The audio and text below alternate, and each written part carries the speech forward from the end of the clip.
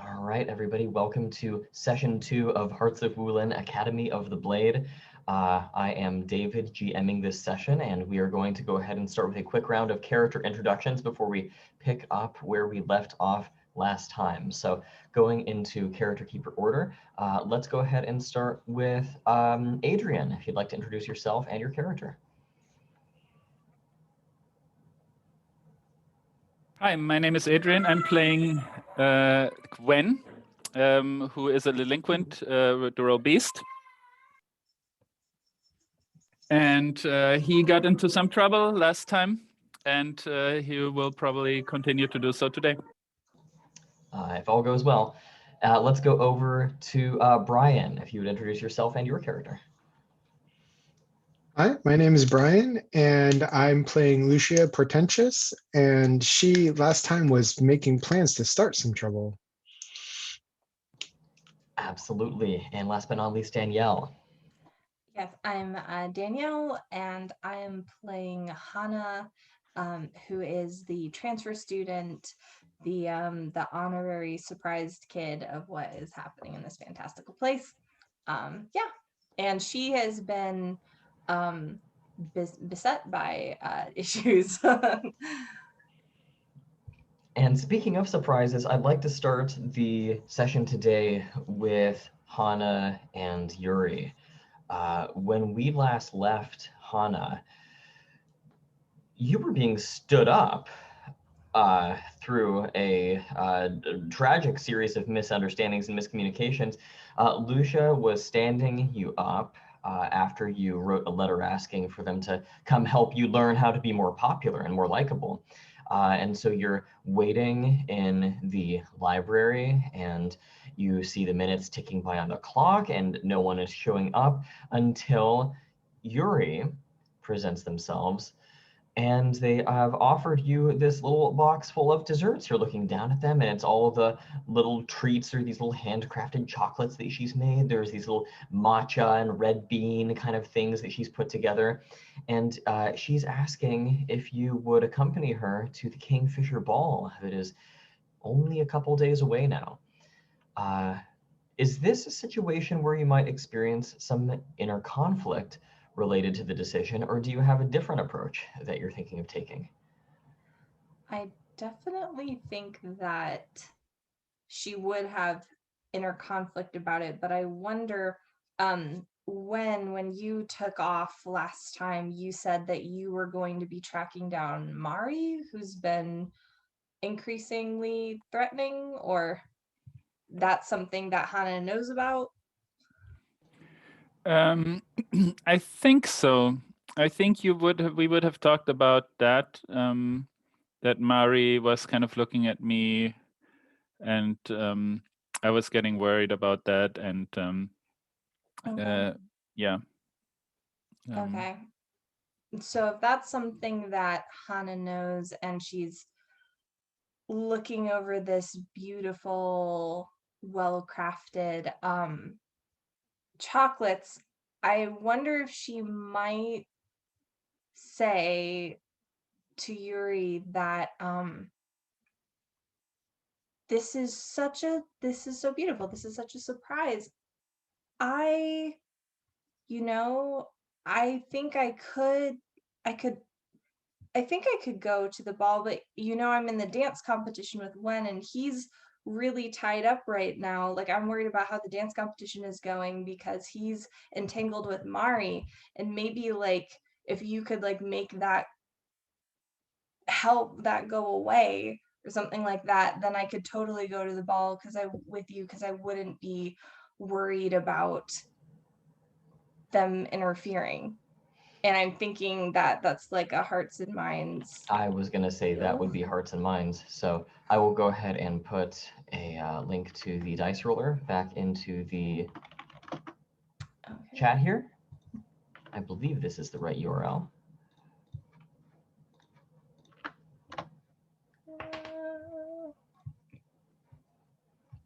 And we will need hearts and minds from Hannah. And what element will you be rolling with?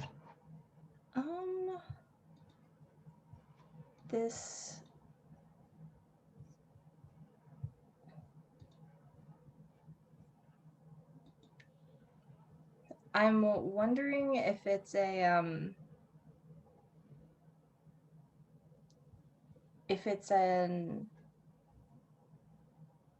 if I could make an argument for water because she has to be aware of many things, or if it's like a metal roll because it's kind of calculating.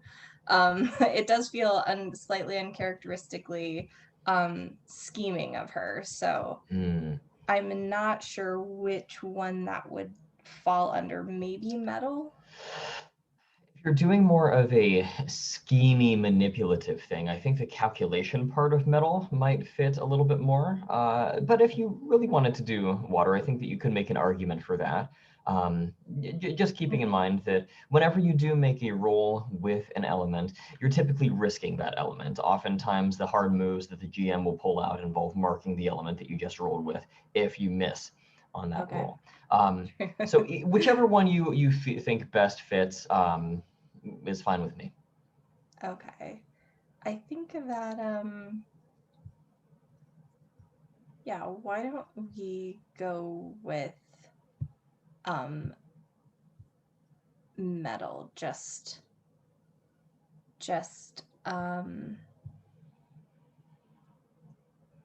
yeah. All right. I'll go with that. Metal it is. Oh. A 6. You did mention Wen explicitly. Would you like to burn your bond with Wen to bump that up to a 7? Ooh. Yeah. I think, yeah, this is a very sacrificial thing. Absolutely. So on a 7 to 9, the NPC can do what you want. However, they can instead create animosity between them and someone of your choosing. You can gain +1 ongoing against them. They can overreact, or they can reveal. You may ask 2 questions of them. What exactly is it that you're asking Yuri to do? I think I'm asking Yuri to either defend Wen from Mari or have Yuri call Mari off, because I know that they have some kind of connection. Like Lucia said that Mari is loyal to Yuri in some way, shape, or form. So I think that Hana is thinking like if Wen's gonna go running off in the trees and stuff like that, she's worried that he's gonna create a lot of trouble, and knows that people aren't going to be as sympathetic to him. I see. So you're basically saying, could you deal with Mari so that Wen doesn't have her tying him up, and that way you and I will be able to be together? Yeah, we can go to the ball. It'll be totally chill. I do have the dance competition with Wen. Like, she is stating that. She's like, I do have to do that. But yeah, and like we have snacks and there's a lot of stuff going on, but if you did that, then we could totally go to the dance and I wouldn't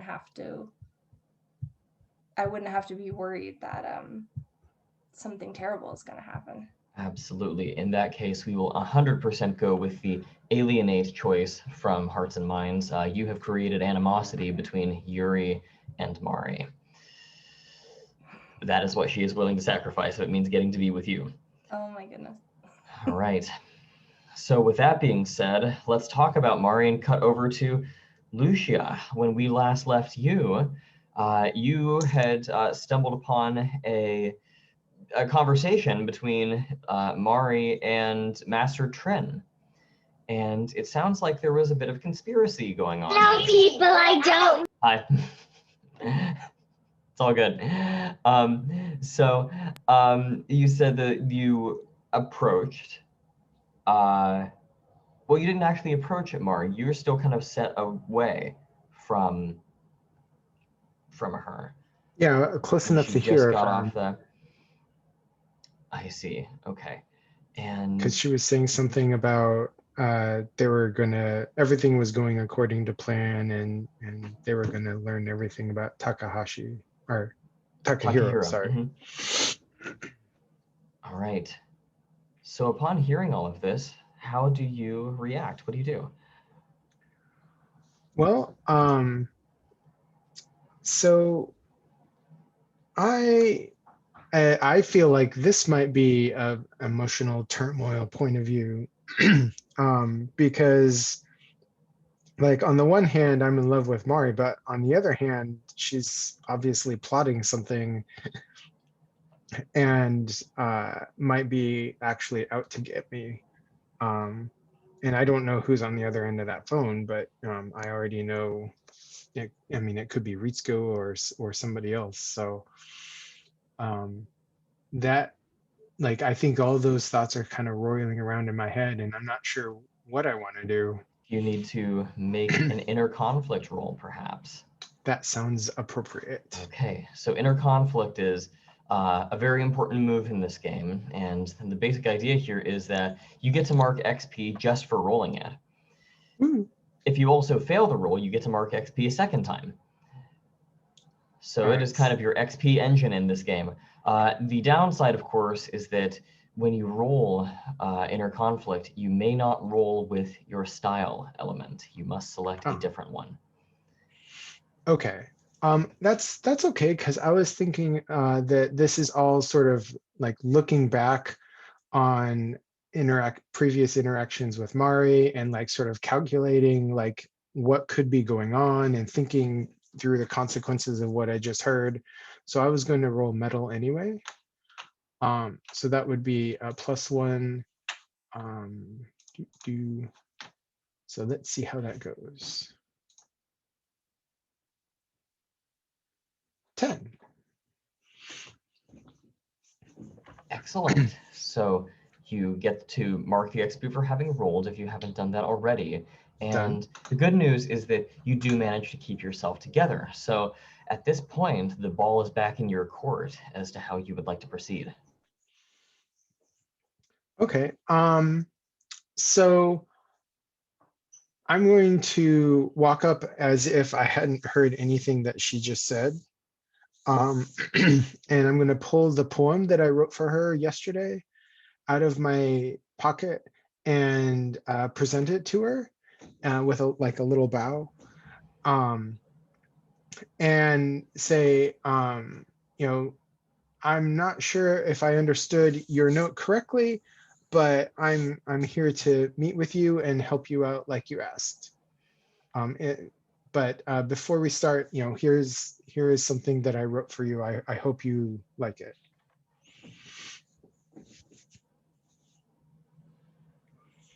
I'll leave it up to you on this. Might you be trying to impress Mari with this poem? And also, yes, I mean, Hana, you could make the argument this could constitute a confession. That's a good point. The confession move, by the way, is unique to Academy of the Blade. That is not in the core Hearts of Wulin game. It's just in there for the shoujo feel. I love that it's a move. And I love that it's pretty negative too. So it never exactly goes right. I think I like going with confession with this. I think like this is like the poem, like where she's going to read it and like realize everything I've been thinking. And I'm hoping that despite what I just heard, like it might turn her to my side. Absolutely. Okay, so we are going to use the confession move from Academy of the Blade. By all means, go ahead and choose your element and make a roll. So I think this one is definitely a passion roll. Like it seems very much like exposing myself in the poem that I wrote. So a 10. I see. So on a 10 plus. No, go ahead. I haven't read through the whole. They invite you to come along with them on some non-romantic event. So I think, have we established what the weather's been like? Well, I mean, I suppose it's a new day. It is springtime. We've established that. But if it would be, um, if it would be convenient for the scene for it to be rainy or cloudy or whatever, then you can go ahead and insert that. All right. So if it's just started to rain like just a couple of minutes ago, there might be like the ground is wet with a couple of tiny puddles. And as I'm holding out my envelope for her to take the poem and read it, like we sort of fumble it and it falls in a puddle and is soaking wet. I see. Yes, you don't manage to confess, but through some misunderstanding, they invite you along with them to some non-romantic events, reinforcing their cluelessness. It stumbles, it falls. What do you do at that point? And I bend over to pick it up and I'm, so sorry. And like, I'm brushing it off and it's just completely smearing the ink and it's all ruined. And so I tell her, I'll make you another one. And, blushingly and like just on the verge of running away. She will say to you, and I imagine that at this point, it's kind of starting to rain a little bit harder. You're sort of huddled under this tree, and we have the leaves kind of dripping water onto the two of you. You're kind of starting to get a bit soaked, and she will say, "Oh my gosh, I'm so sorry. Look, this is not a good place to have a conversation. Um, why don't you come with me back to my place?" Oh, yes, okay. Of course, and she'll take out an umbrella and say, "I only have the one. Do you mind sharing it with me?" Thank you so much. Absolutely. Like, and of course, in my mind, like, there's no way she could be doing something against my interests. Like, she's always been so kind. And so I imagine that, she'll, unfold the umbrella and it pops open, and she'll kind of position it over the two of you. You're huddled together under this tree on this rainy spring morning. And she'll do the thing where she kind of does the sexy pushes a bang out of your eye. And she'll say, "All right, let's go." And the two of you will take off back to her dorm room. When we come over to you, and at this point, I think that I'll kick the ball over to you and let you choose if there is a certain type of scene that you would like to have, something you'd like to accomplish, someone you need to talk to, PC, NPC, or otherwise, anything that you want to do on your end. I think starting from kind of the situation that we had last time. So we said it's a new day, right? I think if we can go back to like early in the morning when it was still dark, because I think after when got beat in that duel, they were trying to go home and kind of a little bit aimlessly wandering around and getting up on the roof again. And I think what they are thinking about is really the situation that Wen is in now. Actually, with the stance competition now going with Hannah, even though he was actually expecting to go with Lucia, but Lucia didn't really react to that invitation. So how what may this mean for the this way that Wen feels about Lucia, and this is really what is on his mind. And I think he ends up again kind of on the other side of the street, kind of on the roof, looking into towards the building where Lucia lives. And I think there's a curtain, so it's just a dark window that he is looking at. And he's reflecting on this and kind of wrestling with this turmoil of what to do about his feelings for Lucia now, and what Lucia will maybe think when about this this fact that he's going to the ball with Hannah. Is this something that Lucia cares about? And if not, what does that mean? And if so, how will Wen deal with it, and so on? So the first thing that comes to my mind is, if you're trying to identify what Lucia cares about, how can you really kind of get Lucia on your side, or get them to kind of go along with what you're envisioning? Does the temptation cross your mind to perhaps go through their things, or rifle through their dorm room, or something like that? I think I was rather thinking about that. Basically, he is just standing on this roof and kind of reflecting and kind of wrestling with this conflict of what to do. Okay, got it. So it's more of a reflective, introspective Yes, kind of thing. Absolutely. I think then that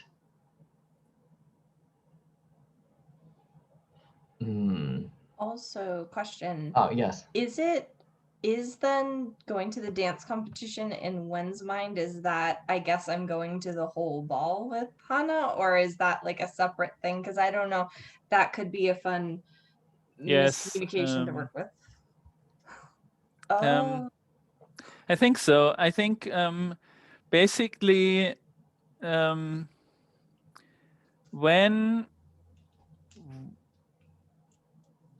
wants to go with Lucia to the ball, but now with this competition, it's kind of unclear. And even in any case, they have not really talked to Lucia, and so they don't really know what Lucia feels about this. And Hannah is kind of involved with this because she has told him that actually these feelings are actually feelings of hatred, so towards Lucia. So that's really so basically he has brought himself into this kind of difficult situation where he doesn't know anymore how to feel about Lucia and does not know anymore how to feel about Hannah.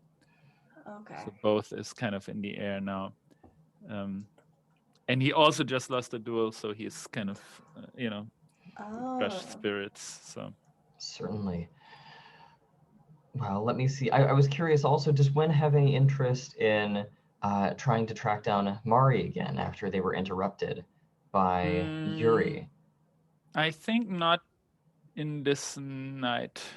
I think basically he would just be standing there in the morning, like, until the sun goes up, and kind of wrestling with these feelings. Certainly. So in that case, who do you think would be the one who discovers you standing there at the top of the roof all night long? You've been there in this quiet, contemplative reflection, watching the sunrise. Who is it that shows up and says, "Wen, what are you doing up here?" So I was wondering. I mean, I would interpret all of this as kind of Wen wrestling with an inner conflict from this entanglement between Lucia and Hannah and him. But I think it maybe comes to shove when Master Trin kind of she does a morning round and kind of walking on the campus, very early. Kind of she has this. Martial arts practice that she's always up, like as soon as the sun rises, and then she walks across the campus. And so I think I think this whole thing comes to like when really having to decide what to do when Master Trin kind of comes into view, and then she kind of looks up there and he's standing there on the roof, and then their eyes meet. I think that's the moment where Wen has to decide like whether to go or to stand there or what to do. Okay, and I think that I don't actually know myself a whole lot about Master Trin. Are they a martial arts master? Yes, that was she is like an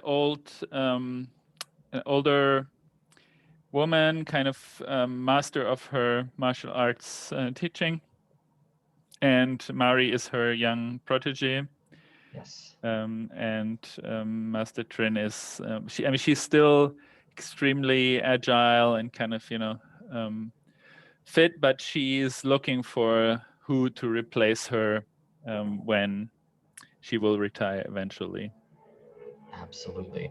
And so Master Trin will lock eyes with you, and she will kind of call up to you. Wen, what are you doing up there? I'm thinking. Well, come down from there. You're clearly very troubled. I want to talk to you for a minute.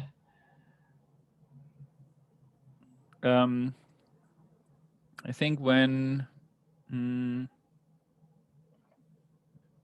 yeah, I think I would roll inner conflict here now to see whether Wen runs away or stays in the scene. That's an So- excellent choice, given that given your relationship with Trin's protege.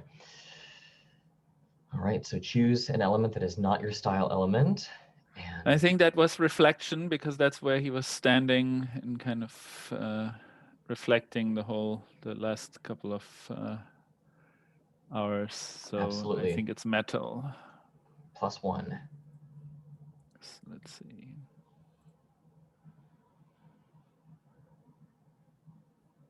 That is a miss. The A6 and total. Would you like to burn your bond with Trin in order to bump that to a 7? No, I think I'm gonna take the extra XP and prepare for whatever will make this situation worse for Wen. Yes, on a miss, the GM makes things much worse. So, do you actually end up going down there? Do you stay put?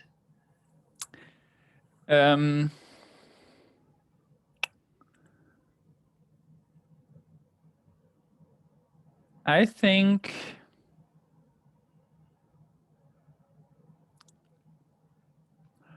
my suggestion would be, I think that Wen actually runs away and completely ignores the rules and of the teacher kind of calling him down, and that probably is not the first time that Wen ignored Master Trin, and so she will really not be happy about this, and this will be a really bad.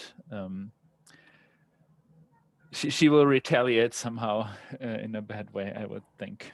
Absolutely. So I think that what I will do is I will put a pin in the making things much worse part of that move, and that will come into play later.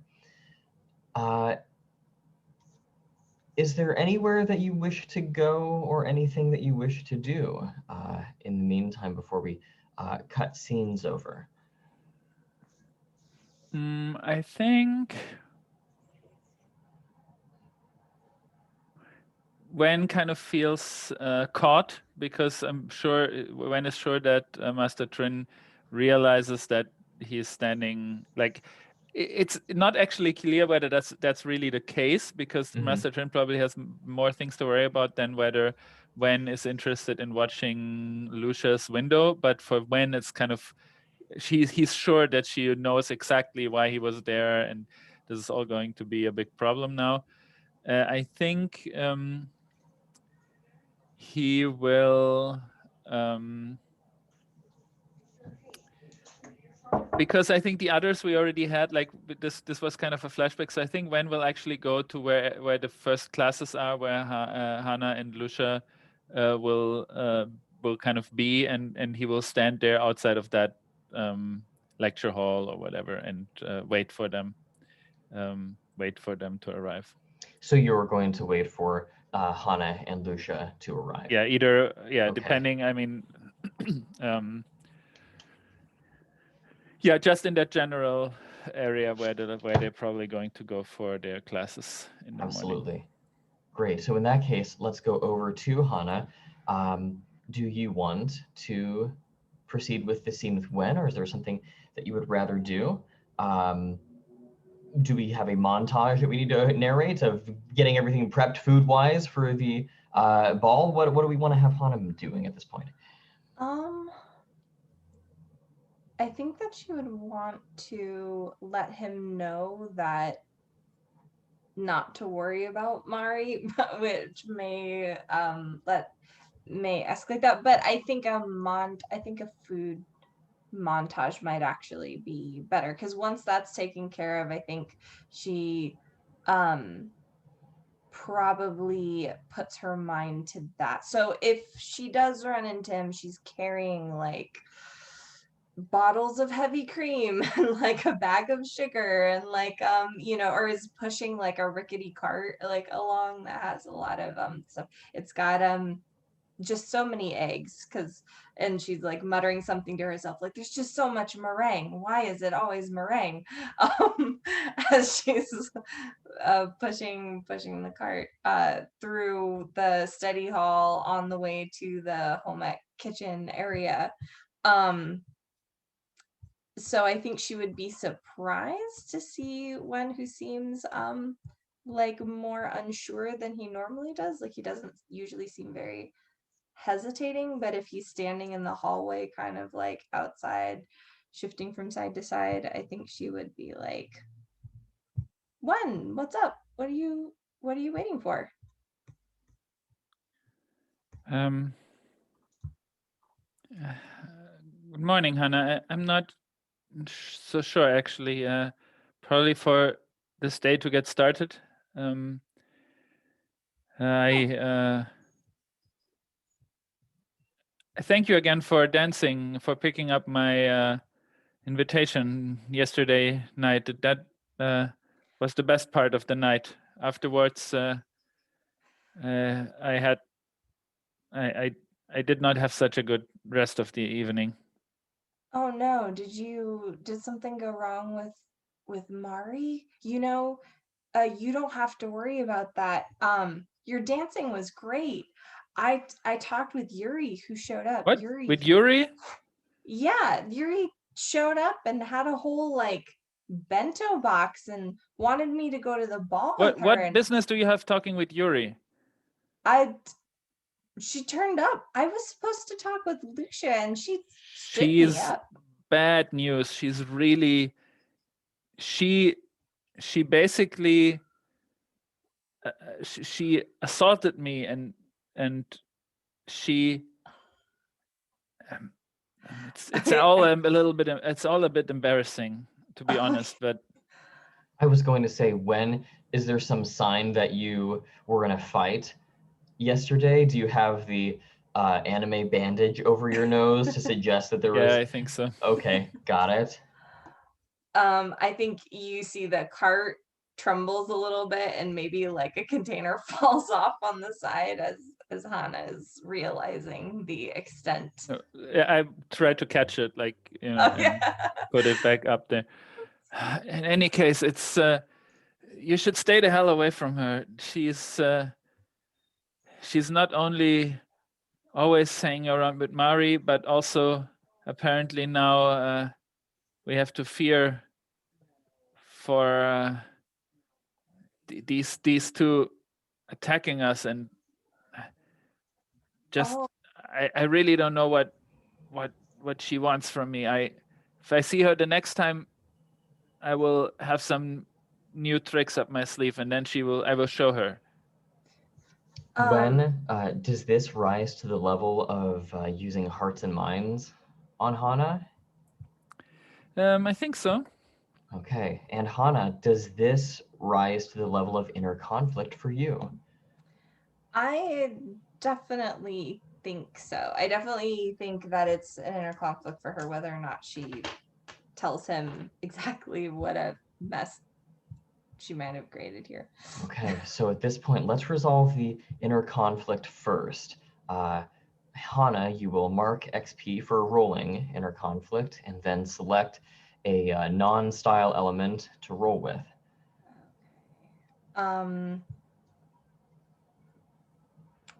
Let's see. I guess. Ooh. Would it be Earth, because this is a sudden awareness of what everything that she has to be cautious about? Like she's having to suddenly be a lot more cautious in a way that she did not I think that's very justifiable. expect. Okay.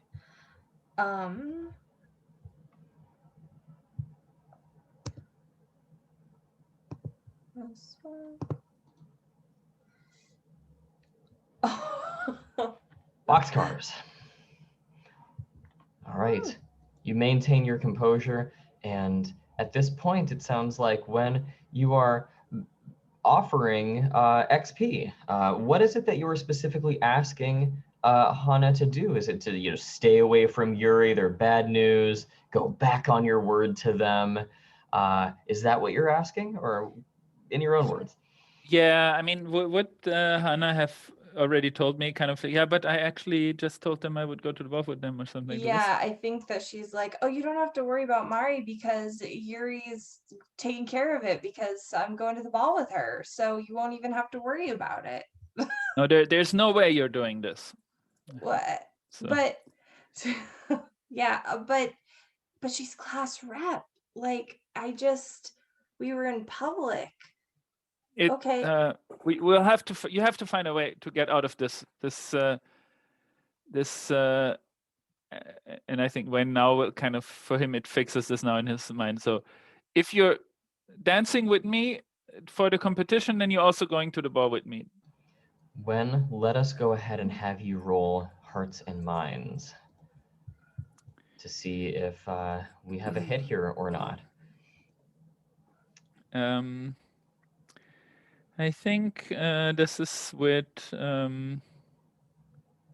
metal again, I think, with control. Oh, maybe. I think there's some control being exerted here. So a +1. Let's see.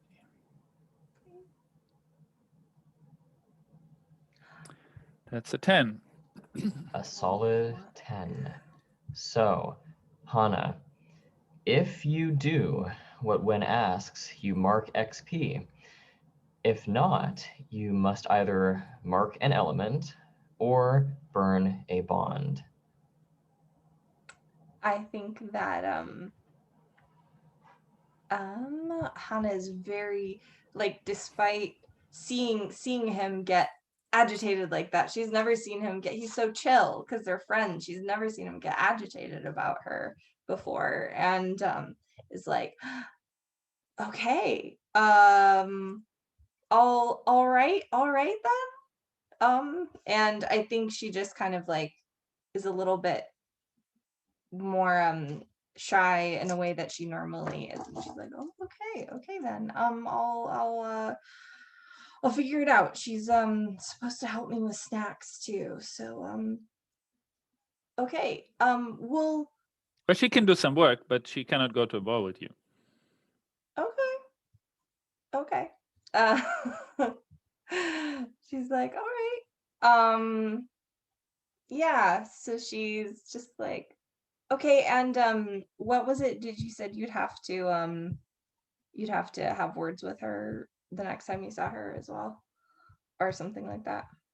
I think that if I see her again, I think I'm gonna show her some new tricks that I will have up my sleeve, and she won't be walking away from that encounter as smug as she did last night.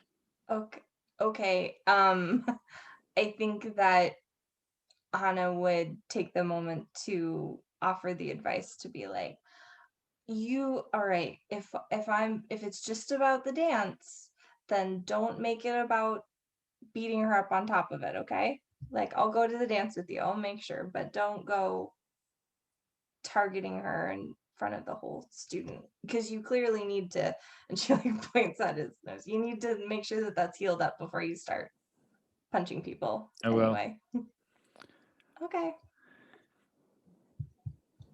All right. When, in the meantime, you do have the option at any point to use the new technique move. It's on the other moves tab on the character keeper. This would be something that you could do to even the scale between yourself and Yuri, who is currently at a higher scale than you. Is that something you might like to do kind of in the background while we go to Lucia? Yeah, I think that is what Wen is actually not going to classes, but is going to spend the morning doing this. Yes, going Absolutely. back, picking up his sword and putting on his kind of fighting outfit, and trying to learn some new moves where he can against like a foe with some form of blunt weapon, like that baseball bat that she was carrying. So like again and again, trying, maybe going to some form of training station or something, and again with his blade, trying to kind of push away or out of the way that blunt weapon, to then be able to kind of get in there and actually threaten that's the plan, to kind of push away this sort of weapon and then put the tip of the blade against the chin, in this case of Yuri's chin, and tell her, this is the last time that you've treated me like this.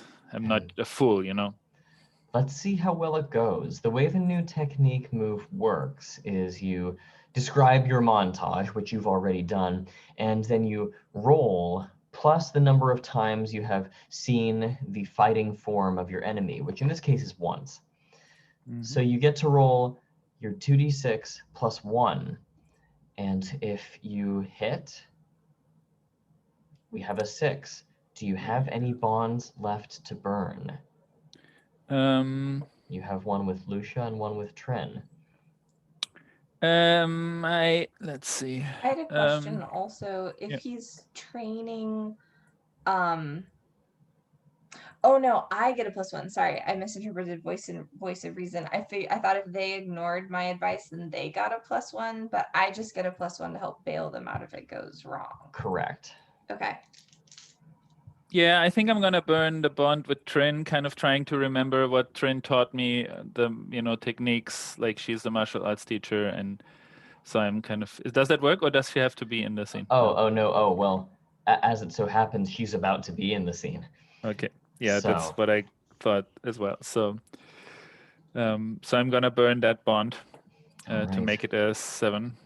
So, but there's a cost. You gain scale against your foe, but there is a significant cost.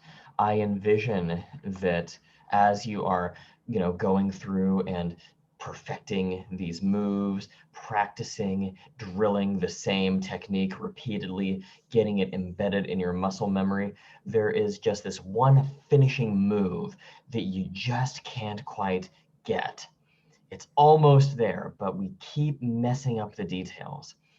And as you become increasingly frustrated with this, the sun is getting high in the sky, daylight's burning, we're running out of time, you hear, "When? You're never going to get it done that way." And you turn, and there in the training hall is Master Tren. It is just the two of you. Master Tren, go ahead. Master, you see when kind of sweating and kind of, now actually being, because they just avoided her in the morning already, and now she's there again, and you can see the sweat kind of pouring, and he's agitated, and I'm just trying something out, and I just can't get it to work. Yes, it's very clear what you're trying to do. It's a classic technique that I have seen many try and fail to perfect. But as it so happens, I would be more than happy to show you the proper maneuvers if you would be willing to do something for me. I think Wen looks at her and basically she is between him and the exit, and this time he cannot get away. And I think he basically, let's see.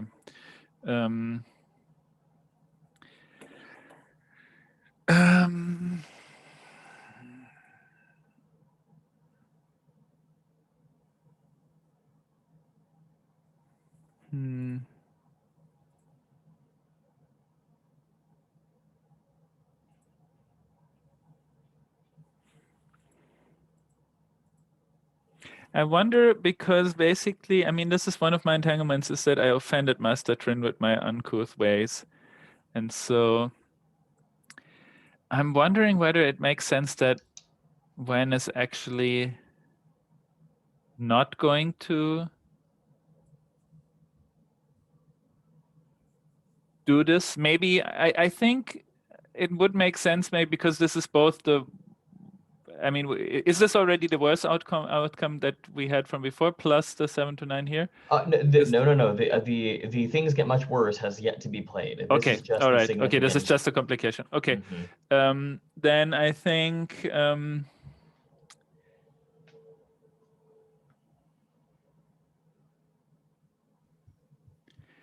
if I may narrate the scene, I think Wen is actually saying something like under his breath, like, I don't need your help. And this kind of tries to get out, like next left or right of Master Trin. But she just basically puts out a leg and he just falls over it. And then she offers him a hand to pick up, and he's like, and then she says something like, do you want to learn this or not? And then finally Wen says like, if you insist. You've made the right choice, Wen. I can ensure that you will never lose that duel again.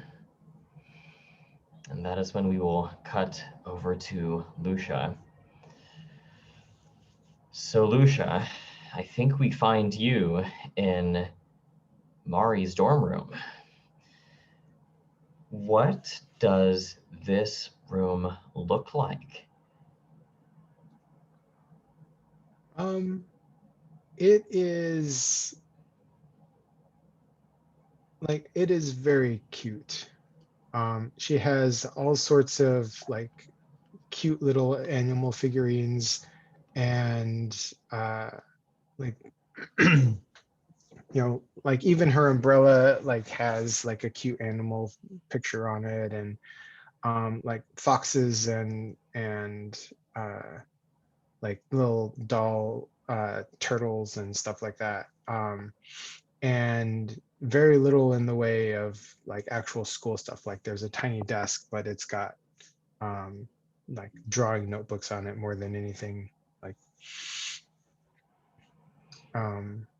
she's actually really fortunate because she has one of the best rooms in the dorm with a view out over the quad and like right facing east, so you can see the sun rise. Certainly. And I think that she will fold the umbrella back up and put it in the little sleeve that she stores it in. And she'll say, all right. Grab a seat. And you have your choice of seats. You have the bed. You have the kind of oversized, comfy chair that she has for guests. Where do you want to be? As she goes and starts punching buttons on a little electric kettle to make tea for you. Well, I feel like I'm, still pretty damp, so like I'm gonna, hold my arms and shiver and like sit on, I guess I'll sit on the floor instead of the bed. I don't want to get her bed all wet. Although it looks very cozy. And so I'll just sit next to the bed and sort of wait for the tea to get ready, feeling very awkward. So the tea is, I imagine, this lovely green sencha. It has this umami scent to it that really brings you back to the warm beaches that are only a few months away from you. And as she serves you the tea, she will get up and close the curtains, leaving the room illuminated by this sort of dreadful, moody, almost candle lighting. And she will sit down across from you with her own cup of tea and say, all right, so you wanted to talk about how we're going to ruin this ball, didn't you? And that is the confusion. What? That's the confusion from the confession move. She seems to be under the impression that you guys are plotting together. Yeah, here I was like feeling like it was very like intimate and almost romantic. Like it, there's so many scenes in anime where it's like, oh, they go back and dry the other person off and help them feel warm and cozy. And this is like a complete derailment. Like why would you want to derail the ball? Well, I think the better question is, why would you want to derail the ball, Lucia? I know that's what you want.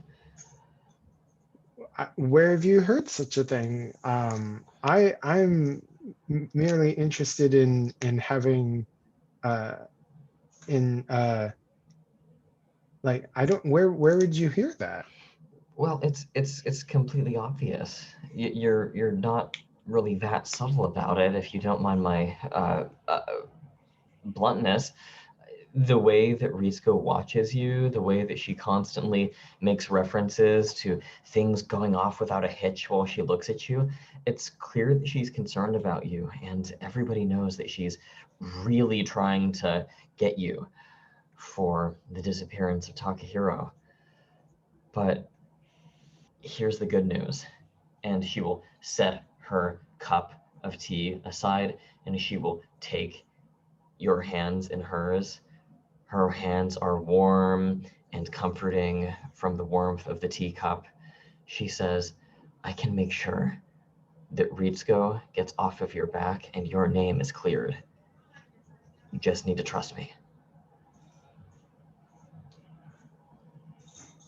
Oh, I so want to trust her.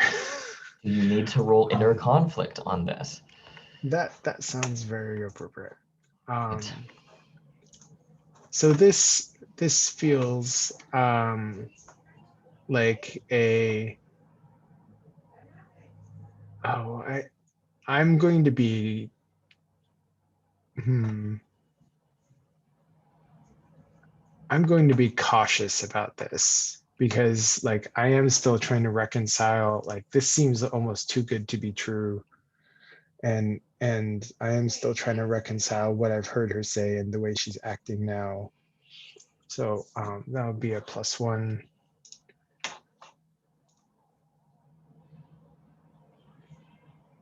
An 8.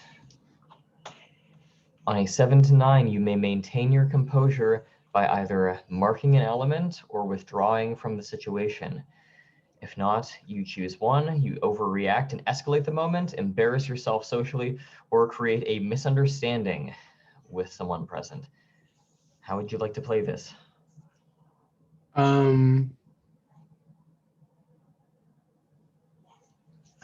I think that I'm going to try to kiss her.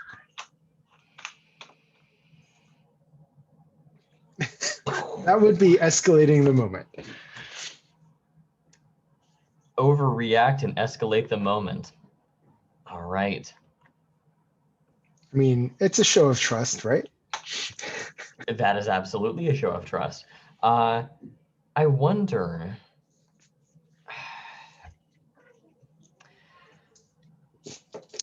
I almost wonder, is this an impress roll that you're trying to do? I'm trying to get a sense as the GM, I'm trying to get a sense as to how she reacts to this.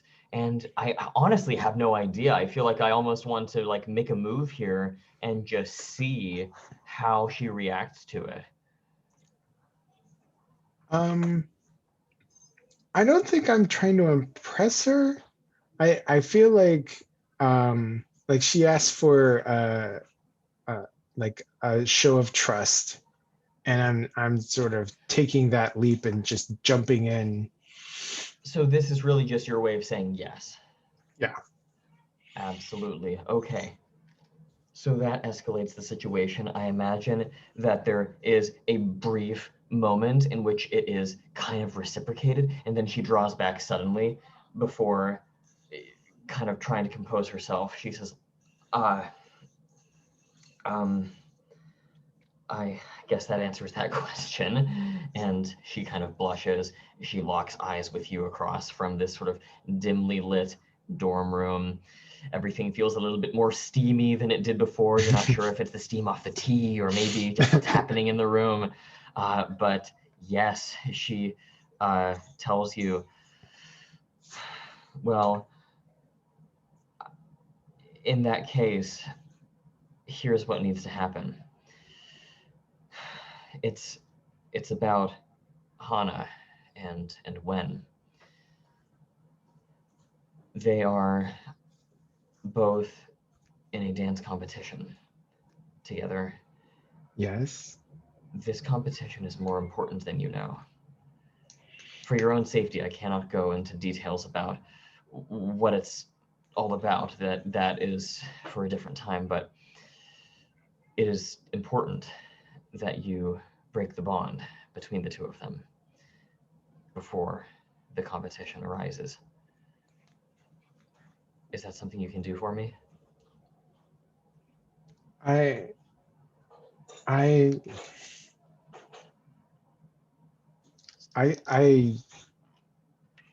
think so. But I don't understand why.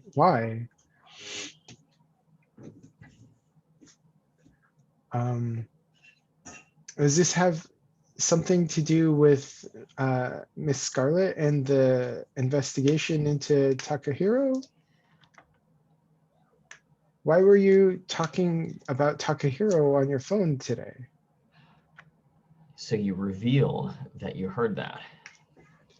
Yeah. All right. I think at this point, we might be trying to make a study move to learn things about the world or establish new facts. Okay. So with that being said, let's go ahead and have you roll for study and see what we can learn.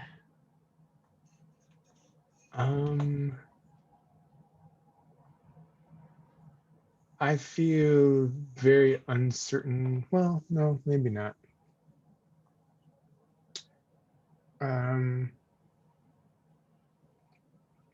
Let's go with reckless. All right. Unstable and reckless, so fire. All right. A 10? We are doing well today on the roll. You get 2 hold, and you may spend them 1 for 1 to ask a question about the situation, about the person, learn their scale, or if you would like, insert your own detail that adds or changes the established story. All right. Who were you talking to before we met under the tree today? Doubling back, I think you would have overheard that already. I think that was mentioned at the end of the last session. That was Master Trin. Oh yeah, I'm So, sorry. no, that's okay. You do not need to spend a hold to know that information. All right. In that case, what does Master Trin have to do with Takahiro? You can keep a secret, can't you? For you? Yes. She leans in very close. Master Trin knows what happened to Takahiro. And we can save Takahiro. but there needs to be a replacement, if you know what I mean.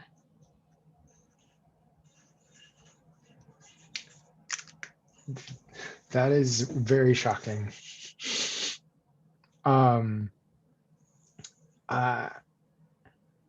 So I feel like I'm going to reveal a detail here. So I'll say Master Trin knows that what happened. He knows that I left Hiro or Takahiro. Well, we could call him Hiro for short. Hiro-kun. He knows that I left him behind and to save myself.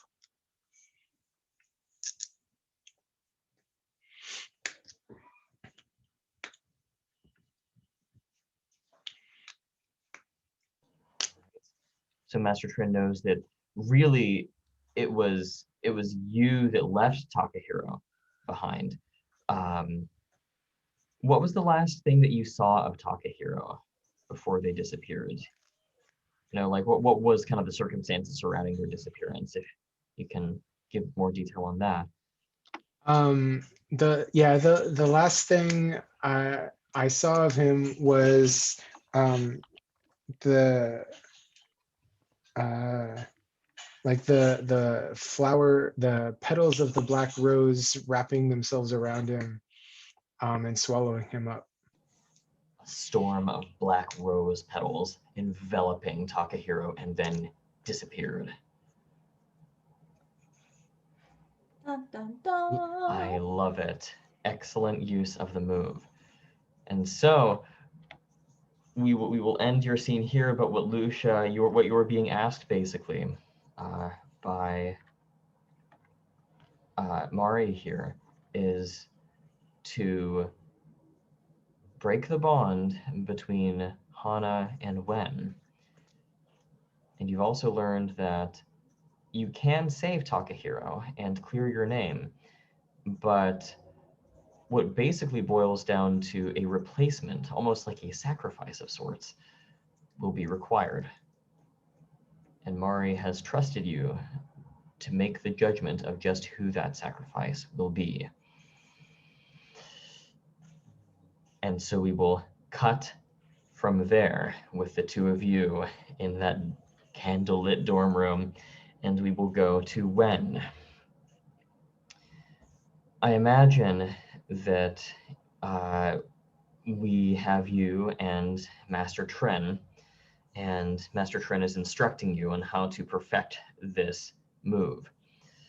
How has that been going for you? Is Master Tren a kind teacher? Are they a complete drill instructor and they're very hard-nosed and brash about it? How have things been going as you've spent much of the afternoon training with Master Tren? I think she can be kind, but she's not kind to Wen because Wen has been really awful to her as well. So I think she basically just pushes him on, and he's sweating, and it's, he has kind of bruises already, or his legs are hurting from always back, and she's just once more, and but then we see him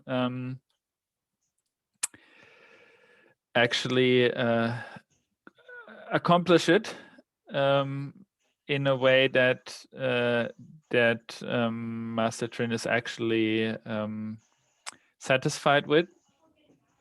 And I think she says something like, "This will make sure that you're ready when you need to be." And then says, "Well, I hope this was really exhausting, but I guess thank you." And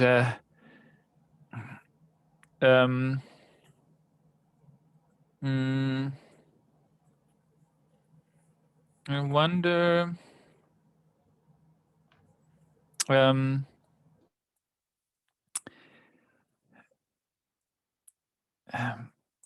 I think I think I would like to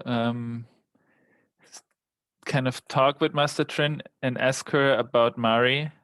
Now that I have the chance here, and Wen would say like, Master,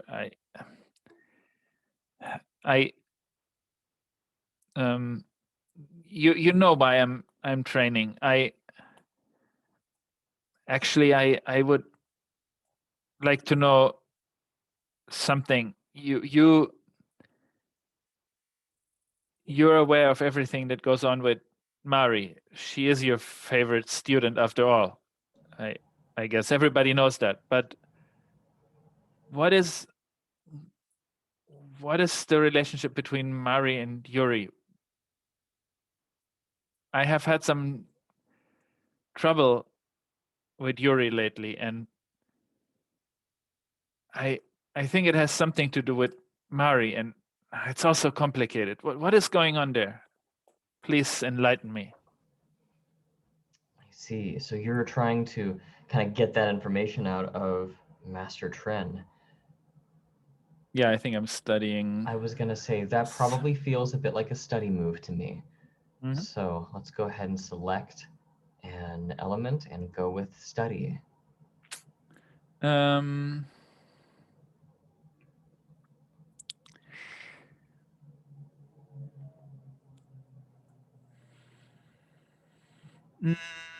I think I'm going with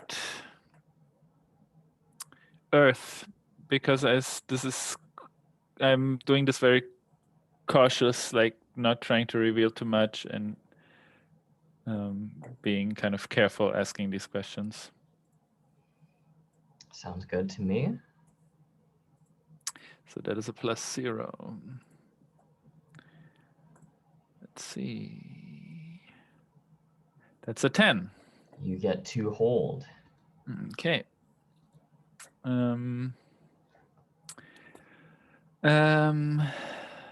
Let's see.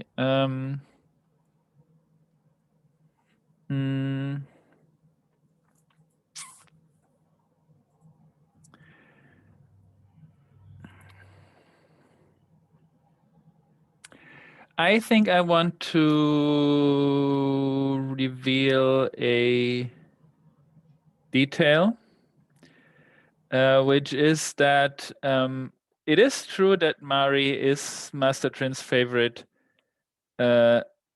student, but she is still in the last couple of in the last month, because of some of the things that Mari has done or the way that she has acted, she is not so sure anymore, even though Mari might be the best and favorite student, that Mari is actually the best choice to replace her as the master, as the teacher when she retires.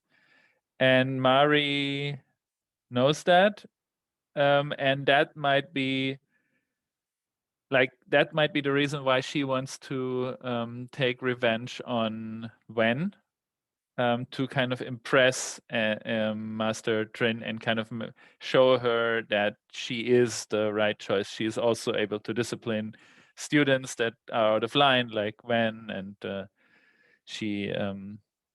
So I think that's something. So, but basically, there is doubt in the mind of Master Trin about Mari, and not really about her ability as such, but about her taking over this position as teacher. So that is the detail that Master That Trin is will the detail. let slip as you talk. Basically, Mhm. she feels, that she Mhm. is going to retire at some point soon, but she wants to make sure that her successor is up to par, and she has some concerns about Mari's potential. Yes. And how does Yuri play into that?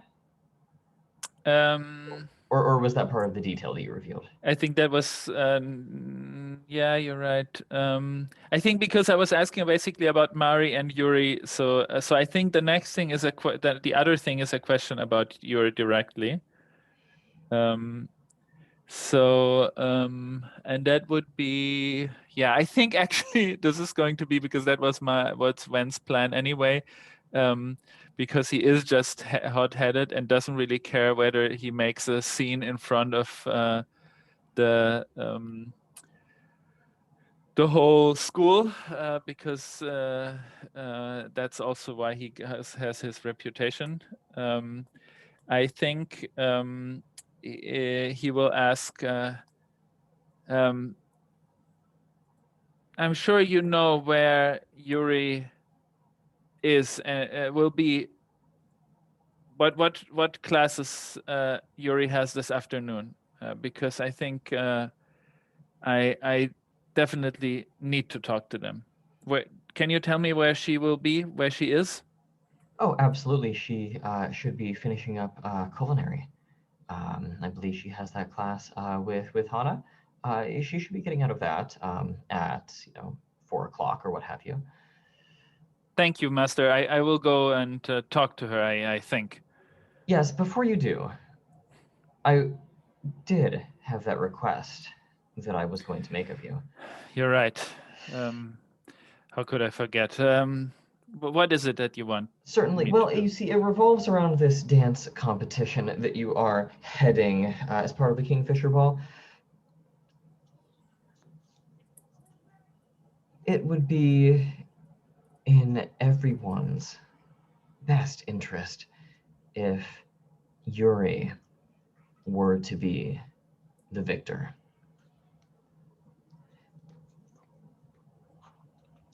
I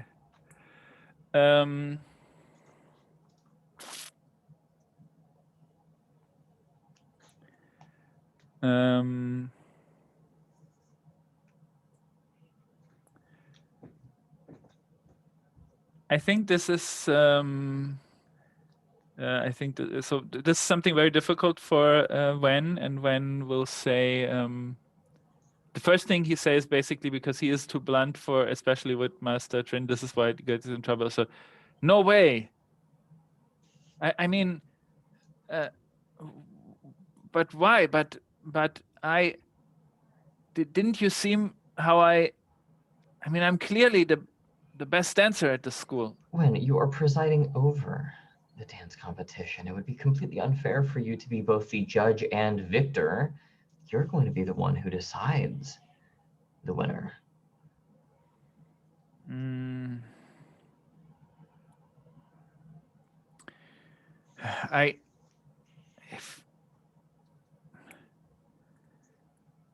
I think,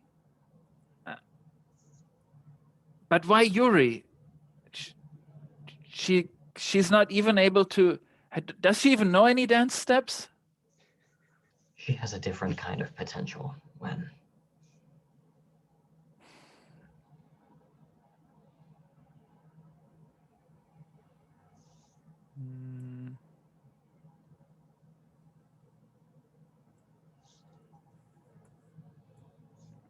I wonder if this is some form of inner conflict for Wen.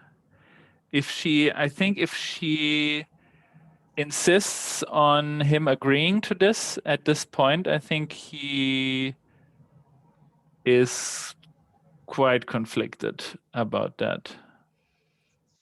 Inner conflict, then? I think so. All right. All right.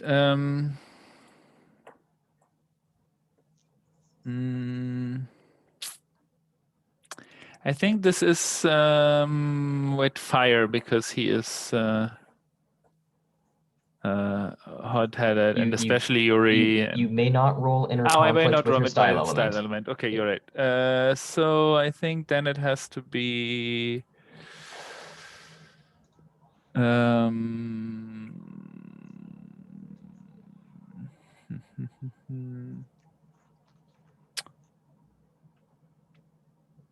control, whether he is able to be steady against this. I think so. It's probably metal, whether he can resist this request that the teacher is offering. Right, +1. And he cannot. That is a 6. Yes. You have 1 bond left. Would you like to burn it? No, I think probably Master Trin is losing her patience with me, and Wen will suffer for that. I see. So how do you respond to If, um, um,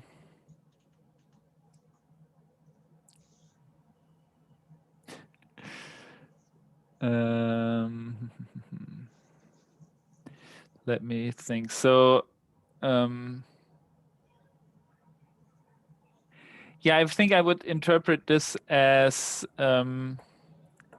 actually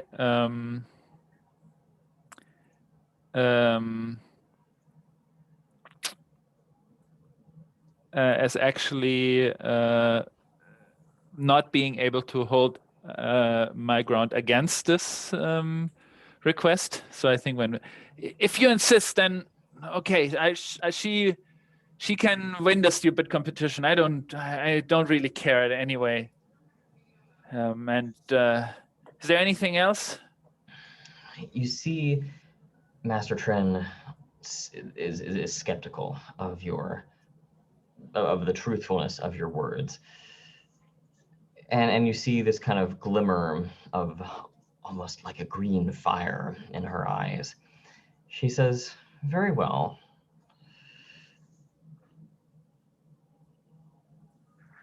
If and when you attend this Kingfisher Ball and preside over the dance competition, if you would, she reaches into her kind of breast pocket, present the winner with this.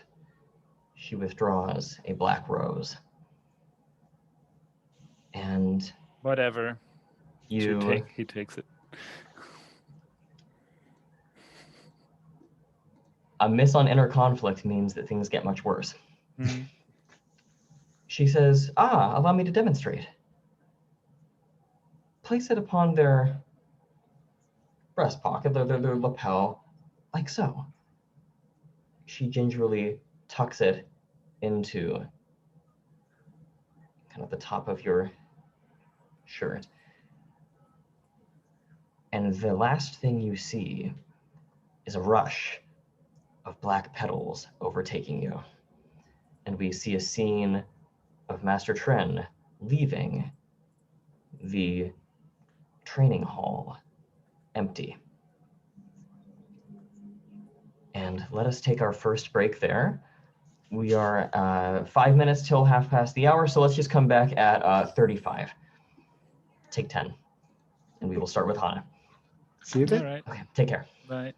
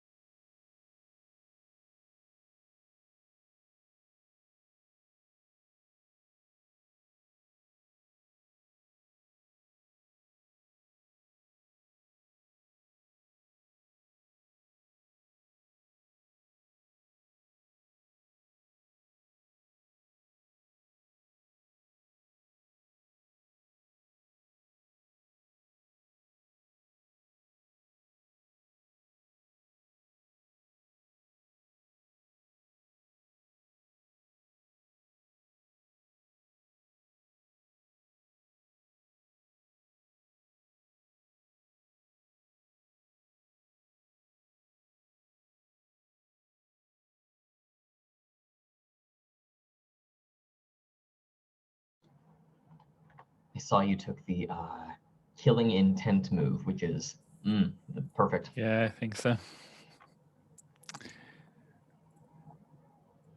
I was considering going for a little more cat-like with escape artist, but then I thought, no, now I'm going down the road of peril for when. The road of peril, I like it. I was going to say, escape artist would absolutely apply to the situation that you will soon find yourself in if you do want to make that, if you do want to make that change. But I think that killing intent is an excellent choice as well. No, that's fine.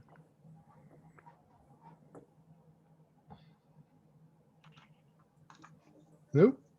All right. How are we doing, folks? Good so far? Okay. So my thinking is this. I would like to go ahead and get through, another round or round and a half of scenes for everybody just to get things kind of set up. And then right about half past the next hour, take one final break and then just hard frame the ball and just let that be the climactic scene for the game, unless something drastic happens that would change that. And so with that being said, let us start with Hana. I am dying to see if we can get a scene between you and Yuri where you dump her, but is there something that you would rather do instead? I'm kind of, let's see, I'm trying to think if there's anything that she needs to do, read the darker things that are happening, but I really don't think that she knows what's going on. All she knows is that Mari has been bugging Gwen. I think that's the extent of what she knows right now. I think, unless I'm mistaken. I think that all that she kind of knows about, I mean, unless she can study at some point and like reveal a detail or something like that and make up something. You're welcome to do that at any time. Okay, cool. No, I think that she was on her way to the kitchen with her stuff. She's like, I've gotta make good snacks, and now Wen is actually like asking me out. I know it's kind of like part of his his prideful thing about his stuff, but like he did ask me out. So yeah, I think that is probably top on her list of things to do, and I'm very curious if this will end up in in her first duel or what, depending on how badly this goes. Let's find out. I imagine that it is you're getting some food going, or at least the preparations made, getting dough prepared and that sort of thing. What does the kitchen or cooking hall that you're in look like? Is it big vaulted ceilings? Is it kind of a small kind of almost diner style place? How expansive is this place? I think that there's definitely an expansive area. I think in keeping with the theme, it's slightly Rococo, but it's more like Tuscany kind of a thing. There's a lot of big tub sinks that have the faucet you can pull over to just fill pots full of water. So it's like it's like a pasta pot. There's a lot of like beautiful copper pans hanging on the walls, and like it's definitely industrial sized, but the aesthetic is like they threw enough money at it to make it also really beautiful. So I think that if it's class, there's like a little place for everyone's mise en place to kind of like get set up with their little cutting boards and block of knives and everything like that. Probably with probably no matter who's there, everybody has like an apron that's got some frills on it, just full shoju style like apron with little shoulder puffs almost. So much unnecessary lace. Yes, totally ridiculous to have in a working kitchen and absolutely necessary. So yeah, I think that there's a lot of people hand beating egg whites into meringue like unrealistically quickly.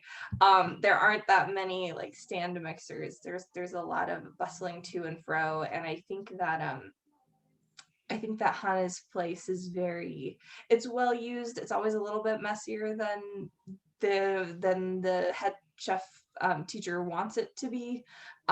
But she's clearly like uses it a lot, and like a lot of bowls are like, you can't see her when she's there because there's a lot of bowls stacked up and ingredients, and she's just kind of zoned in on like how to make 200 macarons at once.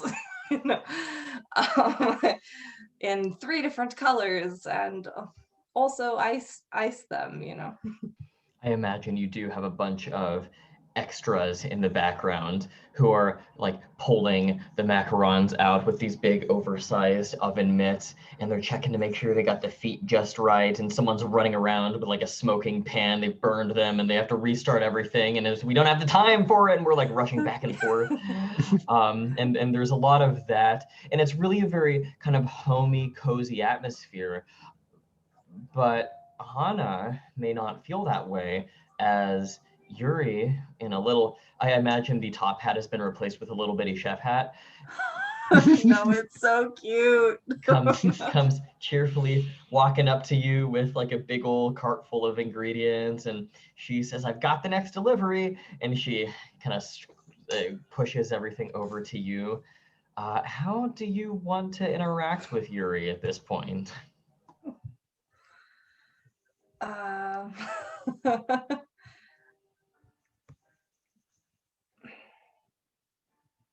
I'm wondering if even she doesn't want to, because the thing is so busy, she doesn't want to quote unquote dump the class president in the middle of baking macarons per se. If she's trying to say thank you, that's so helpful, is that like an overcome move to not It might be inner conflict. Oh yeah, I'm trying, because her impulse is just to be like, I have to tell you right now, because I don't want this to hurt you, but she also just doesn't. She looks so cute in her little apron, and she just thinks it will be way more embarrassing to, you know, even though it's so suicide for Hannah, you know, she just doesn't want to crush her like the little meringue poofs up there. You know, probably as she's coming up, you know, she accidentally probably puts an elbow into the very fragile meringue into a set of those. And she'd be like, "Oh, thank you, Yuri. This is probably a, I would say Earth, because she's got to have a real presence of mind and be really cautious about what she says." Okay, remember to mark XP for rolling inner conflict. Okay. And I keep thinking, Lucia, did you get all of your XP marked for the inner conflicts that you rolled? I did. So did you say Lucia? Yeah. I'm sorry. I'm kind of cutting away. I just saw the character heaper and I thought, Lucia, did you make sure to get your experience marked for when you were in the dorm room? I think I did. Okay, just making sure. So we'll go back to Hannah. You're going with Earth for your inner conflict roll? Yeah, that is a 6. I have one bond with Lucia left. That actually works out well if you want to pull me into the scene, because I have some things to talk to you about. Oh, right. Because you were gonna you thought that you were gonna help out with snacks, or maybe that was an idea at one point. I need to sabotage them in some way, yeah.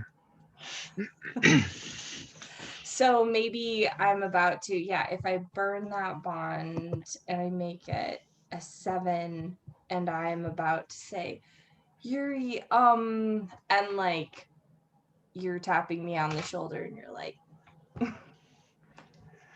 Hey, Hannah, just remember that everything has to be authentic medieval. Like we are going for Grimm's fairy tales, not Disney. So what kind of no macarons? No, macarons are fine as long as it's stone ground almond flour. And if you could like maybe mix in like a couple of like sterile cockroaches, you know, like just saying, yeah, they didn't have the best cleanliness back in the day, and I don't want anybody to get sick, but it adds that little nuttiness. And Anna looks slightly horrified and is like, Oh, hello, Yuri. I didn't see you there. Yuri is kind of looking up at you with the irritated, like, eyebrow twitchy kind of look. Hana, just to make sure we resolve the move completely, on a 7 to 9 with inner conflict, you may maintain your composure by either withdrawing from the situation, which it does not sound like you're doing, or by marking an element. Otherwise, you have to escalate by overreacting, embarrassing yourself socially, or making a misunderstanding. So, what would you like to do? And by withdrawing, you mean like just like fleeing the kitchen? You basically, yes, you just kind of say, and you just kind of like have the tears in your eyes and you storm out. That's kind of the way that it's supposed to look. Okay. So if you want to maintain your composure and not make things worse for yourself, you'll need to mark that earth element that you rolled with. Oh man. Yeah, I think she's got to do it. But yeah. All right. She is flustered and probably slightly more obsessive now about this cooking, that she's channeling all her thoughts into that to distract from this inner conflict that is happening. Yeah, I think she's like, what, do we need turkey legs? Do we need massive roasts? Like, when I'm thinking of medieval, I just and especially if you were gonna talk to Yuri, I think she may like go off to the side and just kind of be like start obsessing, messing around. Yeah, messing around with something. Okay. Well, I do like want to talk to you too, but I can play some like anger or like sullen, jabs with Yuri for a little bit. Oh, okay. I thought that you wanted to talk to Yuri about, or you were addressing something to them. Well, I did. I have to acknowledge her just to put her down, but okay, exactly. But I actually did have something to, yeah. Go ahead. Okay, then in that case, I think she's just like, what? I have so much. There are 6 students beating egg whites alone right now, and I don't have time for what is it? Is there anything else that you could help with, Lucia? Or well, actually, I came to give you a hand. I am done with setting up the theme and getting everything ready for the decorations. So I really would like you to tell me how I can help you. And under the covers here, it's I want to be sort of have my hands in all the different stations at different points, so that I can sort of sabotage the spices. But from you, I'm just asking for you to give me some sort of power so that I can do my sabotage without you knowing it. Could Hana ask you some questions? I think she might ask you about your culinary skill and like, well, what do you know how to do? How can we plug you in? And I didn't know if I could roll a study on Lucia, or can you do that with PCs? You mean like she's like sort of standing back and like, does she look like a chef? Yeah, I think that like while she's asking questions about your culinary skill, like, okay, where can I put you to work if something comes out about like if you drop a vial of something weird, at the same time, or maybe that's like a bond thing or something. I think that if the goal is to kind of figure out where Lucia would go best, then I mean, if you wanted, you maybe could roll a study at Lucia. You're also just welcome to volunteer that information as a player, if it facilitates the story. So I'll leave it up to you, Lucia, if you think a move is appropriate here, or if this is a situation where you would just say, oh, well, this is kind of what you would see or perceive about Lucia. And then, Hana, you could kind of determine whether or not you accepted that answer, or if you wanted to push it further with a roll or something like that. So Lucia, what do you think? Well, so Lucia can start, spouting off about how she would oversee the kitchen on holidays for her family. And, they have quite a large family with the cousins coming in from overseas. And so, of course, she feels right at home here. As she's doing it, she whips out like her own custom apron that is like tailored to like fit perfectly over her dress, and seems very competent and comfortable. Okay. I think that Hana has no reason to distrust you, unfortunately, right now. So I think would be all right. Feel free to hop in. There's some students over there, and I think she gesticulates over people who are gathered worriedly over the pan with the smoking macarons from that one batch. It's like, if you could go get them on the straight and narrow, fantastic. Awesome. So I hold up a wooden spoon to say, you over there, and just sort of take charge with the students in that cluster. Yuri will sidle up next to you, Hana, and she's got a big bowl of kind of wet ingredients that she's mixing together into a dough, and she seems so irritated with this intrusion by Lucia. She's taking it all out on this bowl. She's stirring it really rapidly and quickly, and she pauses for a minute and looks up at you and says, she is such a jerk. Why did you let her come here and do that? I think she's like, Lucia's not so bad. She's coming to help. We need all the hands we can get, clearly. I mean, I didn't know that you were a big baker until you brought that lovely box of treats. Like and she's realizing, she's like, oh no, I brought it up again. Yeah. Yuri will kind of embarrassedly like do the thing where she like scratches the back of her head and her elbow is sticking out, and she says, well, to be honest, I learned most of it from watching you. Oh my gosh. Yeah, I don't know, we'll have sport matching anime sweat drops of that's so I had no idea you were so observant always. You just got such a pair of eagle eyes. And I think as she's stirring, let me see if there's like a move that I can with it. I think that she will, as she's stirring and they're kind of off to the side, she'll be like,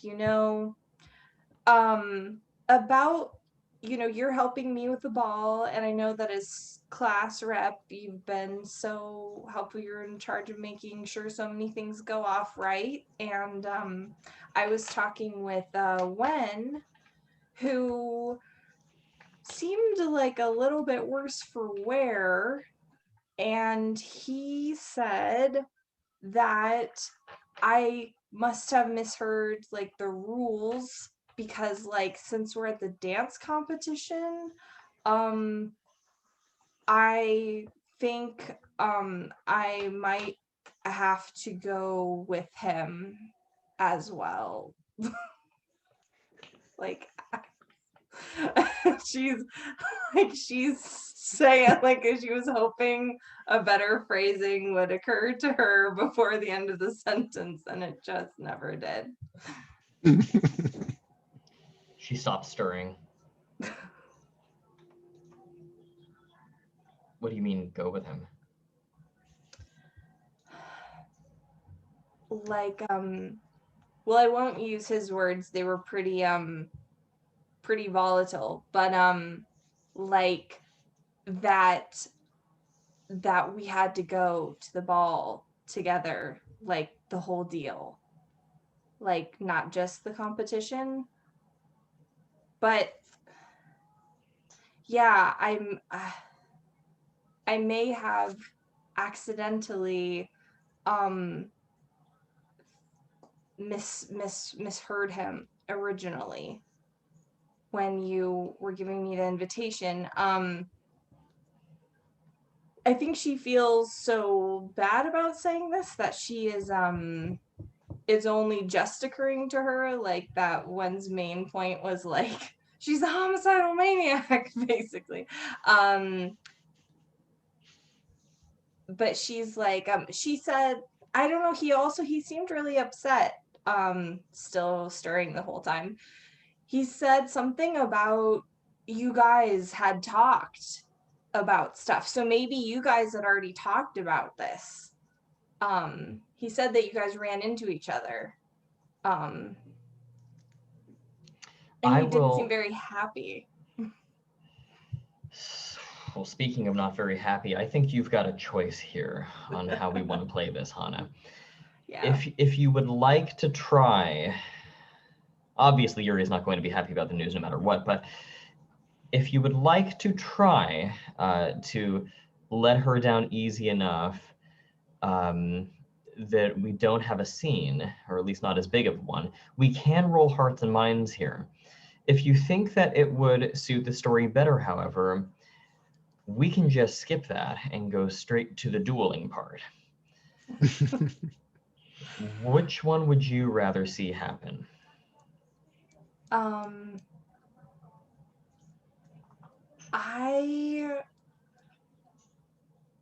I don't want, like character-wise, I don't want like her to be ultimately heartbroken in some way, especially if she doesn't have anything nefarious going on. But it would be cool to duel some. It does seem very duel worthy.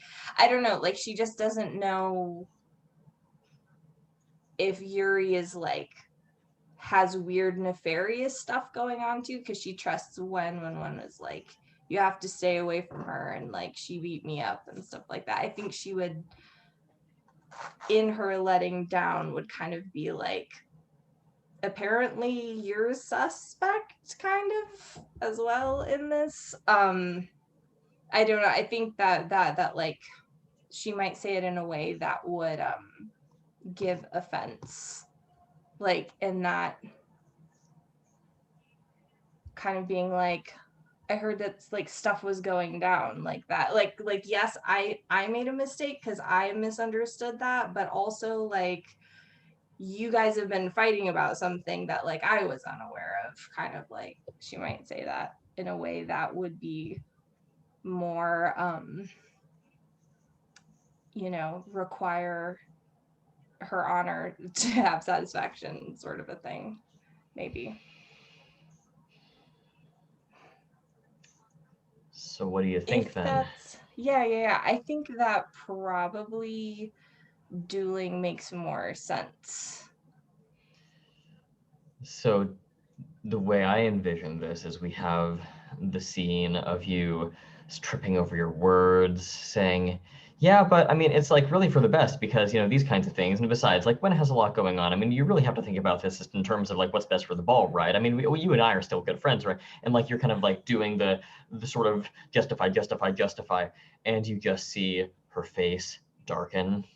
The anime thing where like their bangs like sweep over their eyes and you can't even see their eyes. It's just like this dark, depressed, angry look happens, and she sets the spoon down and reaches for the rolling pin.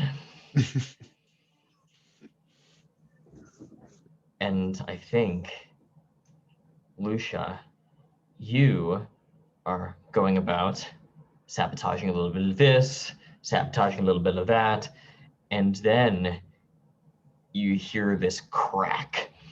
You turn and you see that Yuri has thrown this overhead downward swing with the rolling pin towards Hana. Hana, how did you react to that? Did you block it? Did you dive out of the way and it cracked into the desk? Did it hit you right on the head? How does this duel kick off?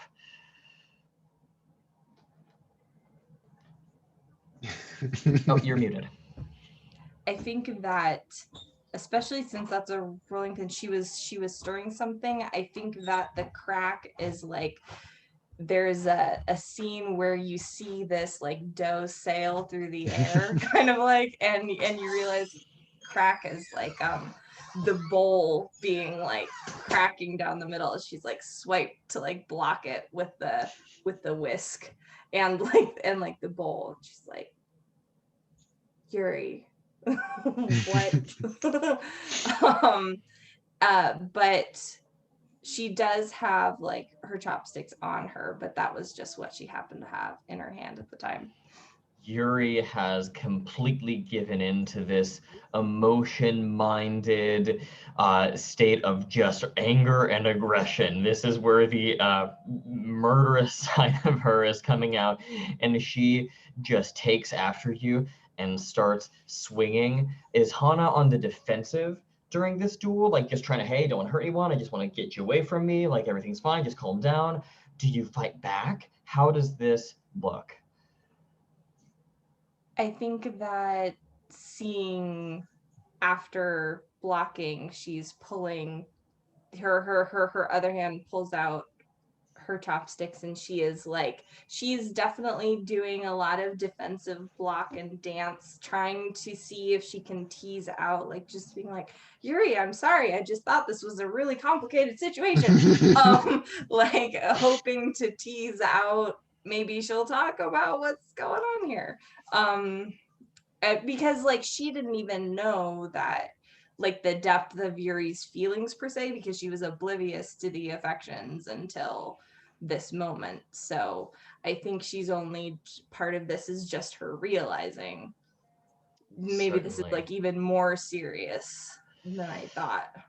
And so I imagine your fighting styles are very different. You're very precise, you're blocking, you're diverting, you're parrying, you're not aggressive, and hers is just think of where you are roughly and swing as hard as you can in that direction. So you're backing up, and I imagine people are diving out of the way, and she's like smashing into bags of flour, and there's flour going everywhere, and there's bowls of salad that are getting tossed aside, and people are carrying like very precariously like trays of very delicate things, and they're like having to like duck and like throw the tray up in the air, and you swing, and the rolling pin goes underneath it, and then the tray comes back down and lands on the person's hand, and it's a lot of kind of working around people.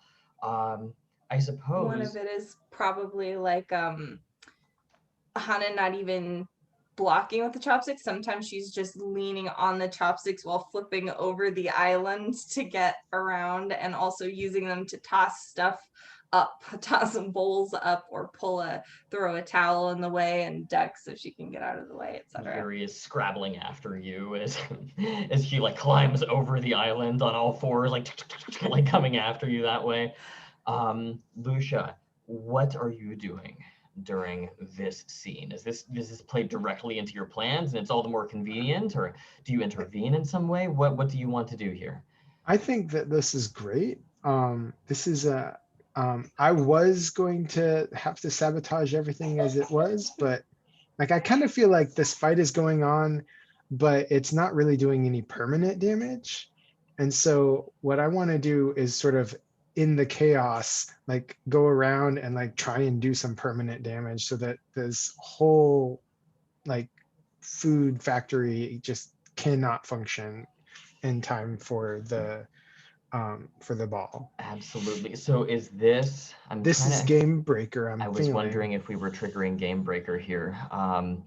So this would be a situation where you're sabotaging an event of the academy. That is correct. Which element would you like to roll with? So I'm gonna go, well,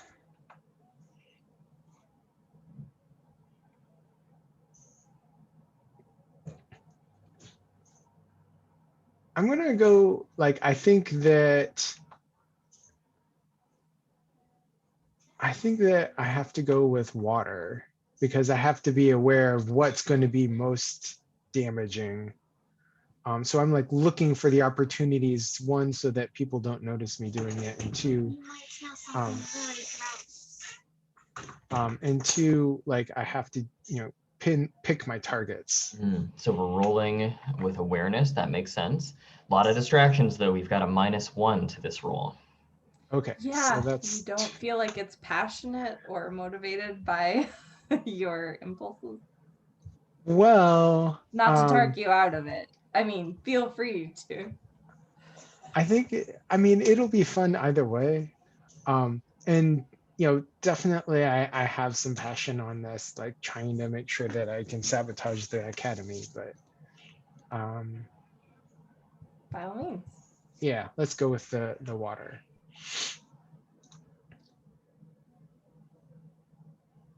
Oh. All right. So 4. that is a really bad roll. I see. Go ahead and mark that element.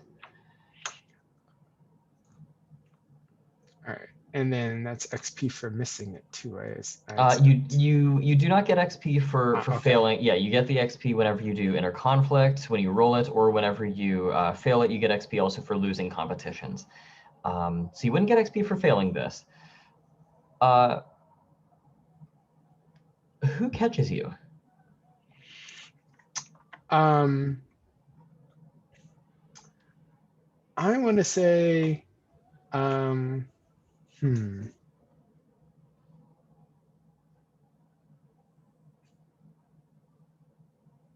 Is it okay to pull Wen in here?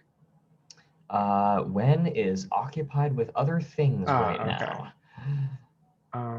In that case, it's got to be Ritsuko.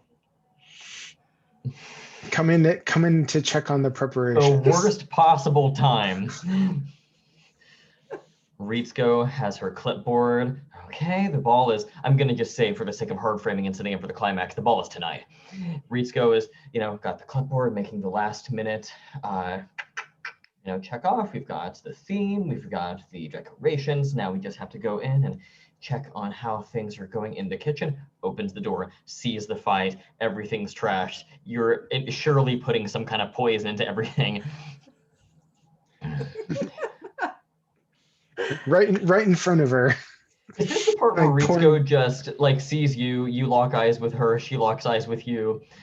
We have a mutual understanding. Yeah. And she just throws the clipboard away, pulls her weapon, and starts dueling you. Yeah, like I'm pouring the poison vial, and it, this noxious cloud comes up. And okay, so let's resolve 2 duels really quickly. I want to make sure we have room to set Wen up for their scene going into the climax of the story. So, Hana, let's go over to you and resolve your duel. You are going to be rolling with your style element. And yes. That's going to be water at a +2. Okay, and do I know then that that we're equal scale, or are they? I will say that you were on scale with Yuri. I think that is okay. Okay. All right, let's roll this. Ooh. A 9.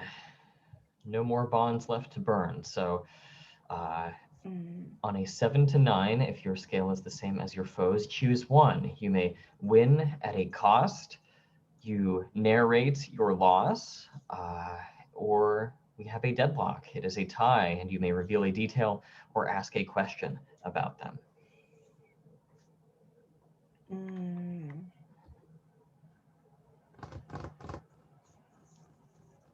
I think that she'd want a deadlock, and I think that what that will look like is as as you know, Yuri has like sailed to smash a rolling pin, you know, down. Ahana like stabs the chopsticks down on the handle side, so she's pinning it to the counter, and she's like, I think she wants to know, what's the deal with tonight, Yuri? Is there something else going on that you are involved with? Like, are you like, is there something else about this ball that you were trying to do? Because this feels like a lot. Like, I'm sorry, I know it sucks, but this is a lot. Would you like to reveal a detail and answer that question for her?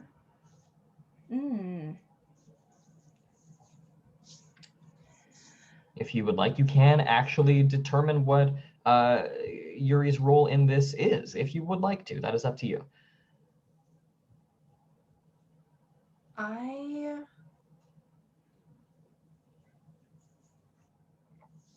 I don't know exactly how this might play out, but I think what my instinct is that she's not actually nefarious, but that somebody or something has prompted her to make sure that she's in some kind of advantageous situation. Like she is in some way being used.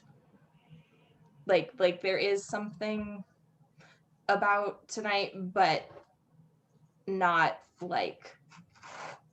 of her own machinations. So she is a pawn, basically. Yeah, something about like, well, you know, you couldn't be there with Wen. That's all I know, like, as well. But yeah, something like that. I think Yuri might then, in that case, I think Yuri might say that they're doing all of this just so that they can win the dance competition. If they win the dance competition, then maybe you would pay attention to her. Maybe then you would like her. Like she kind of gives you this sort of obliquely phrased story about how maybe Mari ensured her that if she won the dance competition, then she could be with you. She being Yuri. I think Han just nods and goes, Mari, exactly. And sighs and says, you know, Yuri, you are seen and loved by so many people, you know, and if I don't always see and appreciate that, maybe that's my fault, but you absolutely deserve to be paid attention to. And I think just kind of like drops her chopsticks off to one side. I think that's where Yuri just starts crying. But meanwhile, Lucia, let's resolve your duel. My God, we have Risco. Round 2 is what it sounds like we're seeing here. They've drawn their swords. I want to resolve that real quick and then make sure that we definitely get to win. So what does this fight look like between you guys as we have the simultaneous combat between Hana and Yuri going on? Well, I don't have my whip with me, but I'm gonna have to make do with like tearing off my apron and twisting it up into sort of a makeshift rope. And a skillet that happens to be handy. And so I'm like, I think she's mostly like sort of pressing the attack and you know, saying, you know, throwing accusations at me like, I knew it, like, you know, the moment that you volunteered, and this is exactly what you know, I was expecting, and you know, that sort of thing. Right. And so I'm sort of like blocking and like twisting like, I don't know, like deflecting with the apron. Certainly. Let's go ahead and have you roll with fire. I will say that Ritsuko, I think we determined last time, is on your scale. All Right. right. +2 is much better. 8. All right. Same choices as last time. You may win at a cost, narrate your loss, or deadlock to reveal a question or detail. I'm gonna go with win at a cost. Right. So I think that everybody's gonna know that I was trying to sabotage the ball. Absolutely. I mean, just from, you know, like there's kind of like a pause in the fight, and maybe after Hana's fight is over and Ritsuko is like yelling to the whole crowd, like, you know, you see what she did, and she, you know, telling them everything about me sabotaging it and what she saw. But then I use that moment of distraction to disarm her and like cudgel her over the head with a frying pan. I think that you've clearly bested her this time, but obviously the cost is that you're done for. This very well may be the thing that leads to your expulsion. I think Ritsuko is going to threaten all of those things at you. She definitely can't best you in combat right here in front of everybody, but she will grab her things and run, promising that this is the last time you will ever make that kind of mistake at the academy. And with that being said, I want to go to Wen. Thank you for being so patient throughout that entire scene. Let's talk about what you see when you wake up. You don't know how long has passed. Your head is rather groggy. I think we should go ahead and start you off on the back foot. So let's go ahead and have you mark water. Awareness is definitely down as you wake up and are groggy-headed. Mark water. Yeah. Yes. Disoriented. You kind of come to and you find yourself in a darkened room. The borders of it are blurred. There's no clear source of lighting. Surrounding you in a circular formation are bouquets of black roses that are mounted in sconces. Interspersed between them are these almost archaic medieval torches spouting an eldritch green flame. And in the center of the room, upon a rectangular pedestal, you see a shining, transparent glass coffin filled with black rose petals, and embedded in all of it is Takahiro. What do you do?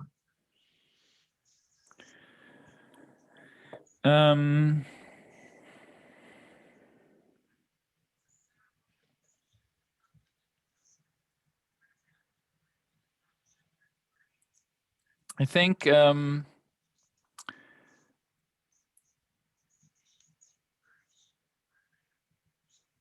Wen just jumps up when he realizes that and goes over to the coffin to see whether Hero is still alive. So rushes in directly into the middle of that place. Takahiro is alive, but apparently asleep. Okay. Is that already, I mean, going directly there, is that a dangerous situation that I would be rushing into just by really going forward towards that instead of... I think we can go ahead and use that move. So fools rush in.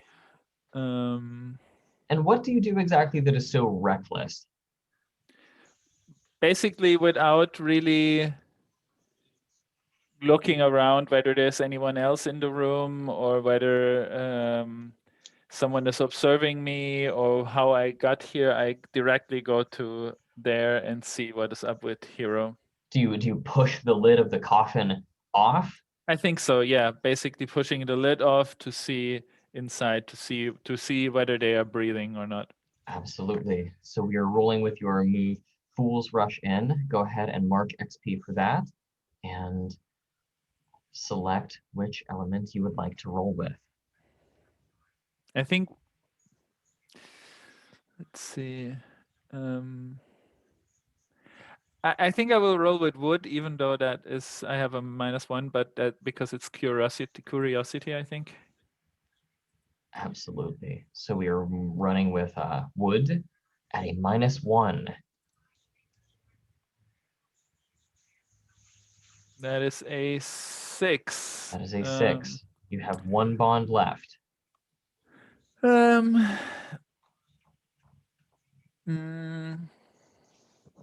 I think I'm falling into a trap or ambush.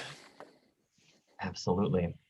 I think that what will happen is you rush to the coffin, you throw the lid off, it clatters to the floor, making a great deal of noise, but it does not shatter.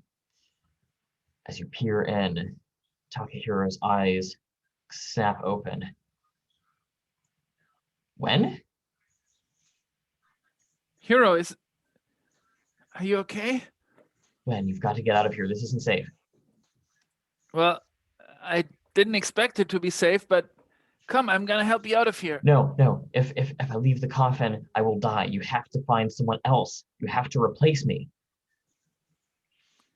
Wait, what do you mean replace you? Who put you here? Why, it was... I thought it was... And then the trap is sprung. Emerging from the darkness, you see these shadowy figures. These are not people in robes. These are not corporeal beings. This is a group of what basically amounts to shadowy ghosts of past students who have been interred in these glass coffins until they have expired and also had to have been replaced by the next person and the next person and the next person, so that whoever is setting all of this up can acquire their energy, their power and potential, become the greatest duelist ever to have lived.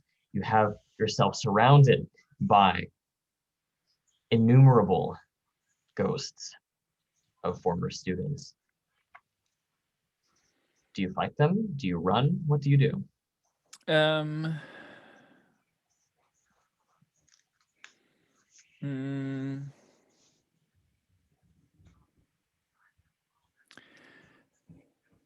So I think I'm going to fight them. If I'm not sure if they're probably above my scale, I guess. I will say that these are basically how should I phrase it?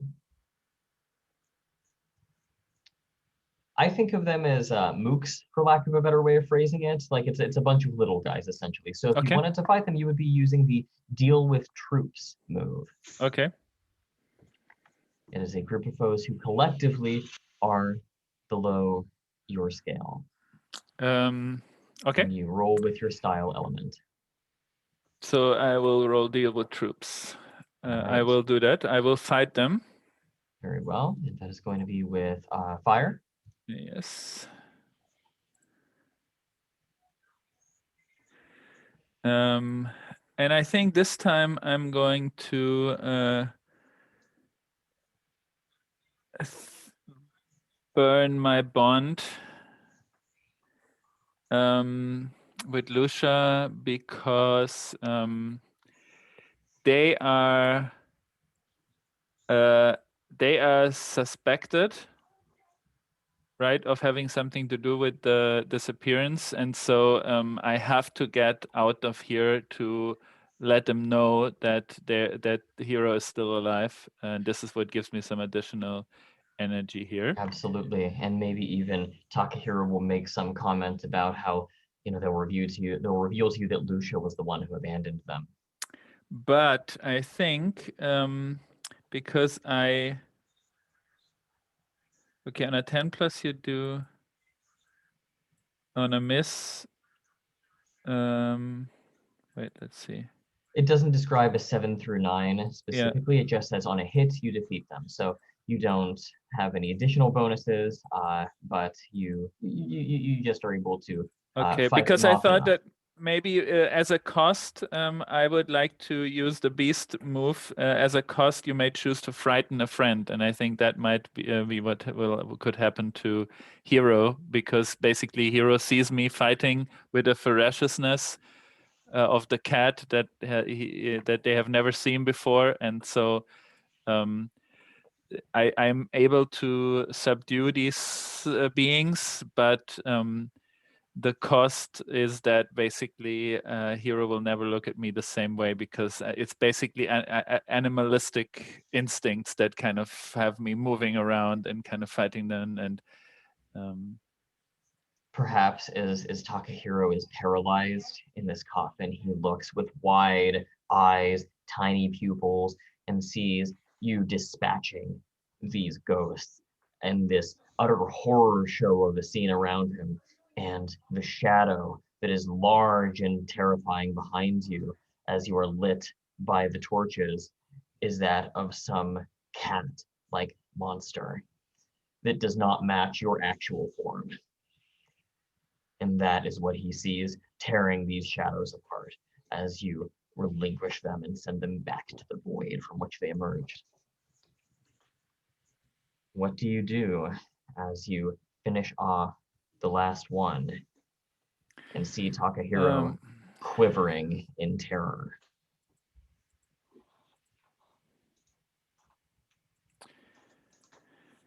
Do I see any exit, like the obvious exit from here? We will say that perhaps, yes, there is a, like an exit or something along those lines, like a long corridor that leads up to sort of a stereotypical dungeon door that would be your way out. I think I will say, Hero, I will bring someone. And I think they are not really, I mean, they're still shocked by what they have seen. One of these people that put you here, they will pay and they will take your place. I promise. And then you take off down the hall. I imagine that what will happen is you will throw open a door, and we have a series of kind of stairwells and other corridors that you have to kind of navigate and work your way up as you come up from this subterranean secret area of the academy. And as you throw open the final door, you hear the sound of music, of laughter, of jovial camaraderie among students. You've walked in on the Kingfisher Ball, which is now underway. And now I think we will take our final break. Let's take 10, come back at maybe 39:40, and play out the climax of the story with enough time for some stars and wishes left over. I'll see you guys in 10. Great. See ya.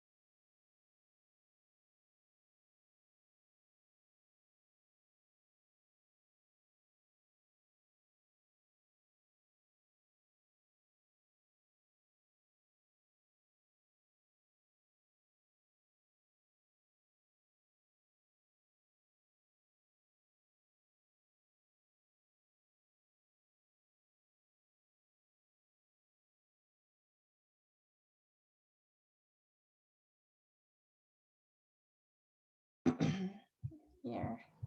All right, folks. Everyone doing well so far? Ready to go? All right, so my hope is to get this final climactic scene wrapped up within the hour, leave a little bit of time for a debrief, stars wishes, and all that good stuff. And that'll be that. I hope you guys have a good rest of the Gauntlet weekend. So with that being said, I want to just briefly ask Lucia, culinary sabotage aside, how does the Kingfisher Bowl look? I know we were going with a rather gritty interpretation of Grimm's fairy tales. Describe what the decor kind of looks like in this beautiful, otherwise beautiful banquet hall. Well, I kind of like to think that the banquet hall is behind the face of the clock tower. So like there's the cogs of the clock on one end of the room, but the rest of the room has been completely redecorated. Like there's sort of like trophy animals all on the walls, and like wolves and bears, and there's sort of everybody's got like Renaissance style dresses and like cravats and stuff like that. And there's a live quartet, playing, sort of Wagner or something like that.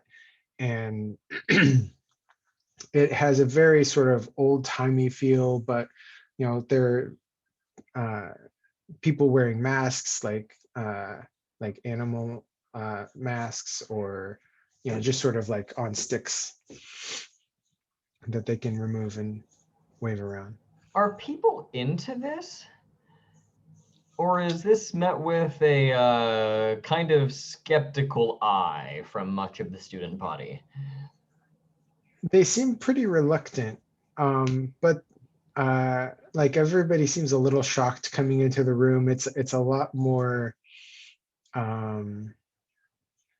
It's not so much pretty as it is kind of horrifying. It feels like you're like trapped in a horror movie sort of decorations.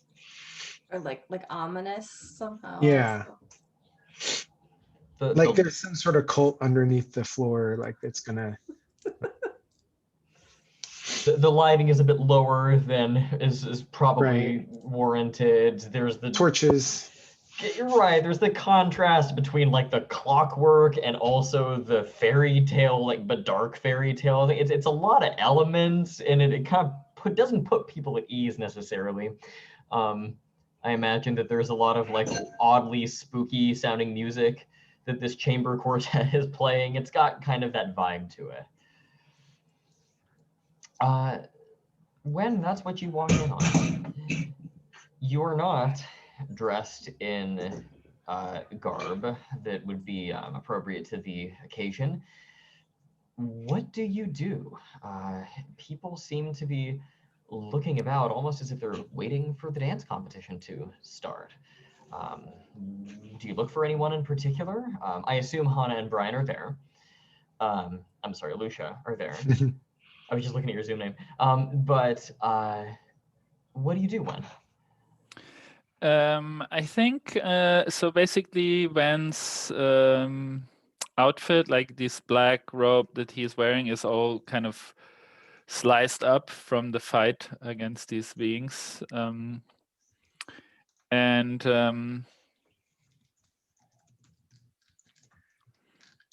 I think he now has these visible cat ears, like they don't disappear anymore. But of course, it's a costume ball in a way. So I mean, you know, who would notice? Yeah, I think that he will.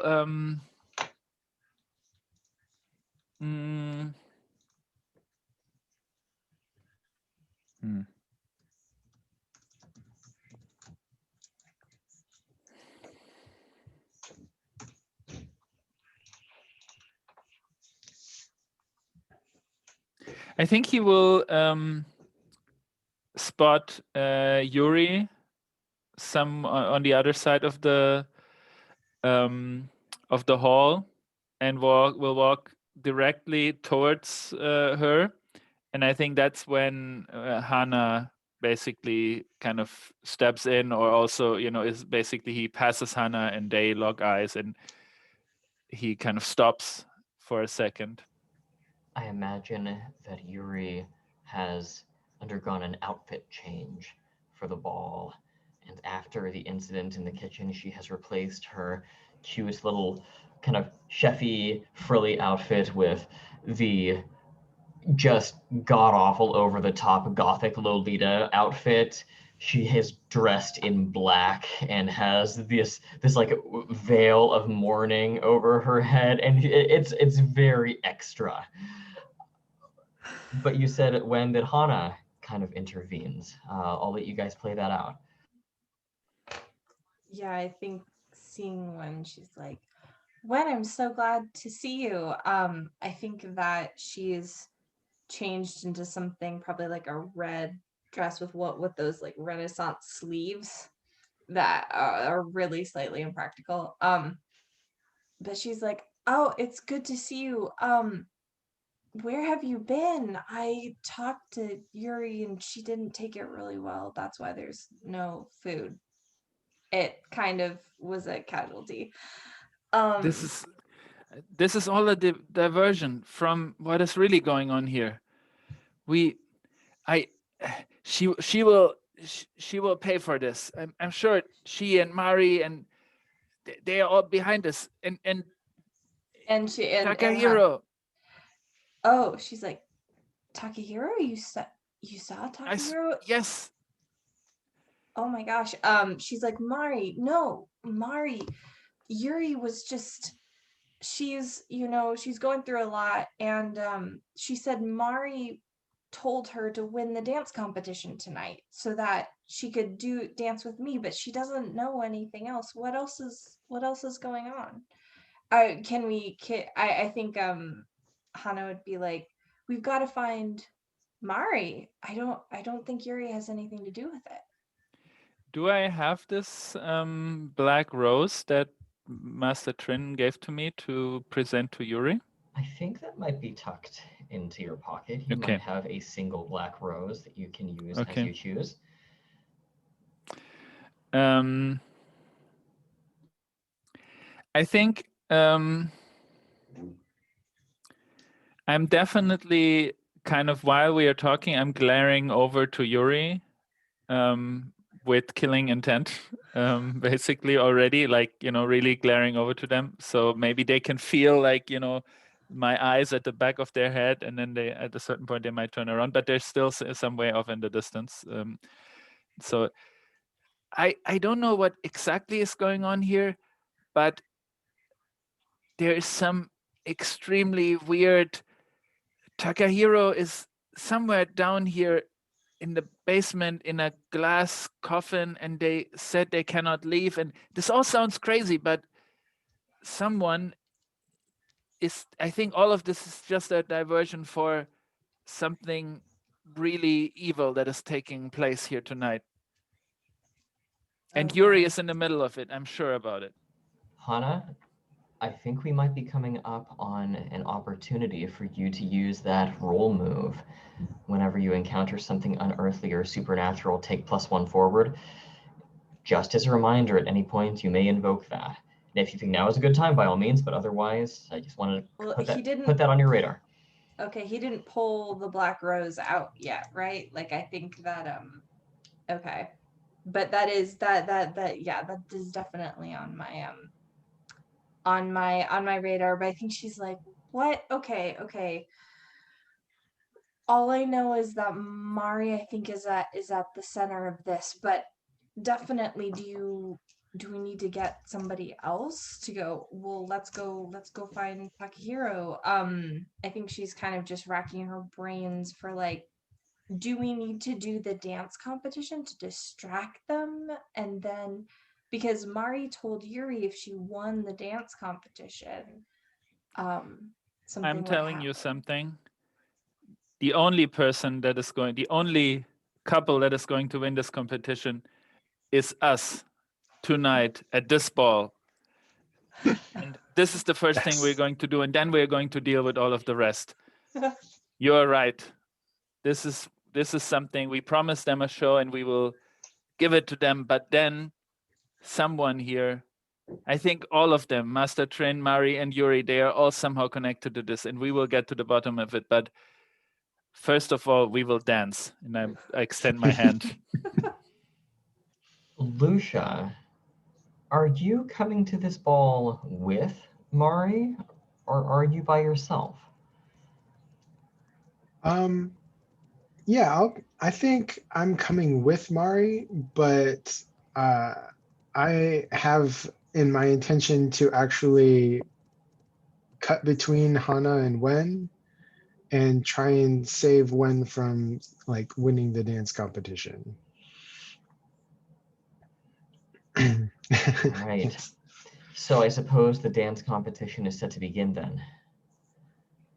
Then I think what will happen is, as you extend your hand to Hana, when Ritsuko kind of like pops up between the two of you, and she has on this extravagant outfit, and I imagine she has kind of half her face covered with kind of a Phantom of the Opera mask where she got bonked by Lucia in the fight earlier that day. And she's got her clipboard and a stopwatch, and she clicks it and says, yes, we're good. Where were you when? It's about time that we started this thing. We're running behind schedule. She pauses. Cat ears, that's your outfit? What? What are you talking about? She shakes her head. What? It doesn't matter. Look, if you would, she hands you a microphone. Announce the dance competition. We have just 20 minutes to get this thing ready to go and done with before we move into the next act. So yeah, take it away. Clicks the stopwatch. Takes it away. The dancing will commence now. And I do some sort of hand gesture to wherever the music is going to come from.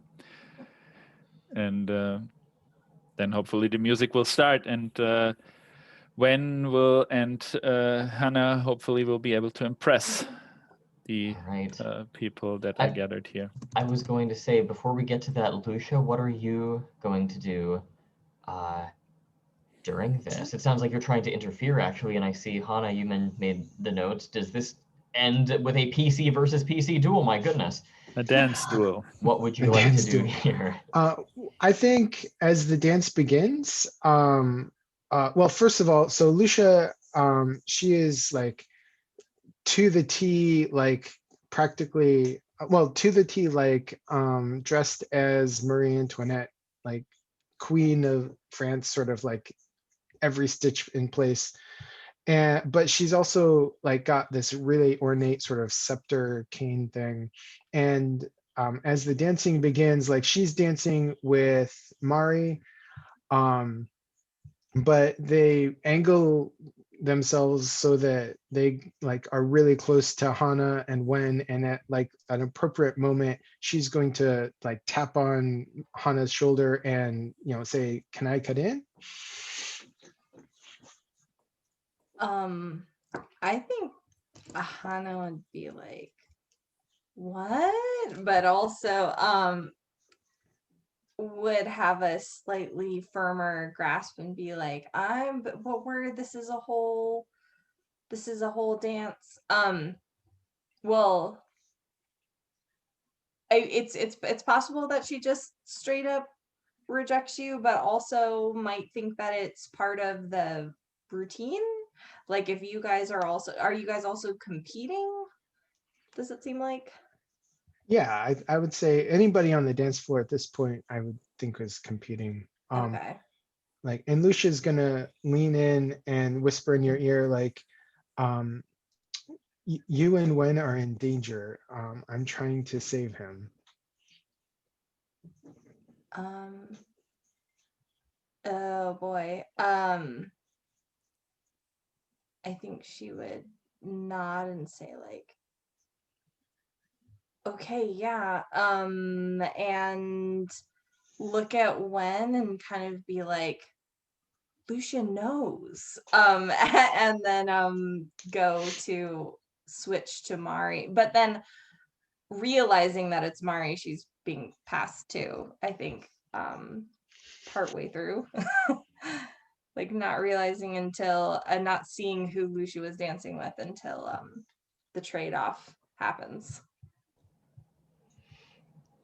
So I'm trying to assess who's dancing with who at this point. It's Mari and Hana. Hana, okay. And then Lucia and Wen. When this trade-off happens, you find yourself dancing with Lucia. Do you folks have any kind of interaction? I think so.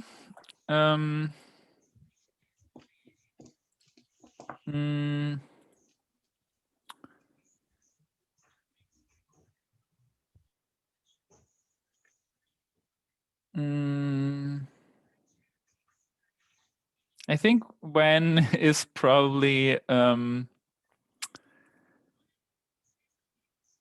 let's see. I wonder whether this somehow, I mean, Wen was so totally focused on kind of looking over Hannah's shoulder at Yuri and at, what was going on there. And then suddenly Lucia is basically moving in front of him. And when they touch, there's like an electricity to the touch when they touch their hands together. I wonder whether this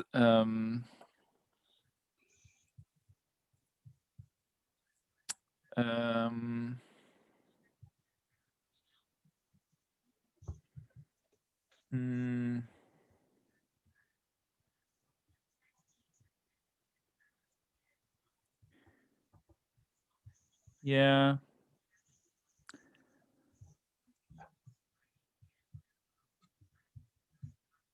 I mean, Wen's heart is definitely beating faster now that he is dancing with Lucia. But the question is still if that... Will he try to impress her, or? Yeah, I'm even wondering whether that there might be an occasion to confess. But if you were going to, my goodness, now's the time. Yeah, exactly. So I think Wen is going to say, Lucia, I didn't even see you here, and Hero, he's alive. It's down here in the basement. It's all Yuri's fault. She profited from it. You know it. You've seen Hero? Is he okay? He seemed, well, it's complicated. They put him in some sort of coffin. It all sounds insane, but we need to find Yuri, and I think I need to tell you something. Lucia looks down at the. Do you have the black rose like on your lapel? Yeah. She looks down at the black rose on your lapel and says, I kind of had a feeling that you'd seen Hero. And do you remember how when they tried to expel me for his disappearance and you talked them out of it? You talked Scarlet out of it? Yes. Well, this is my thank you. And she takes a rose stem out of her own lapel. It has it's like a rosebud, but all the petals are gone. And she trades it for your black rose and puts the black rose in her lapel. No. That's what Gwen says. Oh my. I don't know if this is a kind of, it feels kind of like a dueling situation, but if you want to stop her at the same time as she's trying to do this. No, I think Gwen is too surprised. And just has this, he basically was just about to tell you something really important, and I think now something terrible is going to happen to you. So That sounds like we need to resolve the confession then. Yeah, I mean, we can do that, whether because I have the suspicion that something's going to happen to you because of the rose, but maybe we can figure out whether the confession is still able to come before that or not. Whether it is interrupted. Wearing the rose would essentially, it would denote you as the sacrifice. The person who is presented with the black rose and has it tucked into their shirt, they trade places with Takahiro. That is Lucia's intent. Maybe sure. she's not she's thinking that the winner of the dance competition is going to be the sacrifice. But so she's not necessarily trying to trigger that right at this moment. Yeah. I like that she took it earlier.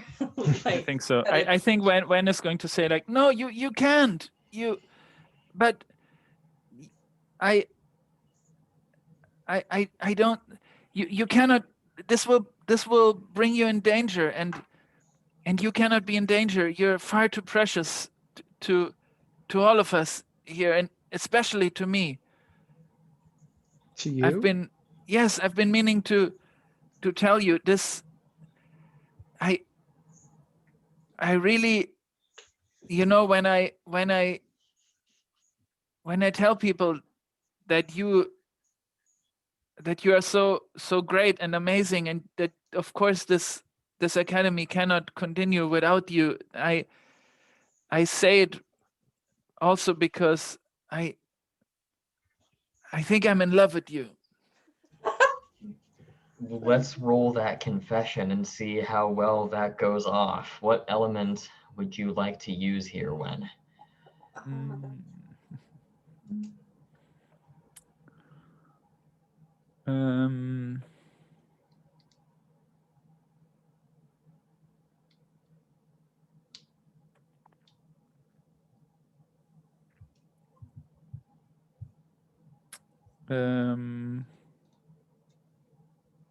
Metal, I think.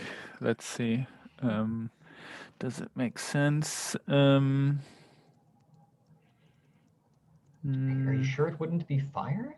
Yeah. Yeah, probably. Yes, it will be. Yes, it is. It is. Let's see. Okay, that's what I feared. So Is that a 5? That's a 5. All right, let's see. That's a 5. They reject you. They don't remember you. They interrupt to ask advice on confessing to someone else. Okay, and I have to mark that, I guess. Do I have to mark it? Yes. You do. You do not need to mark your element. Simply for failing a roll. That's a GM move that they can kind of choose to use at their discretion, unless the move requires you to mark an element. Okay. So we have the confession, but Lucia, now's not the time and place, and it sounds like you have some self-sacrifice on the brain. Like, how do you react as when utters those words? I say when I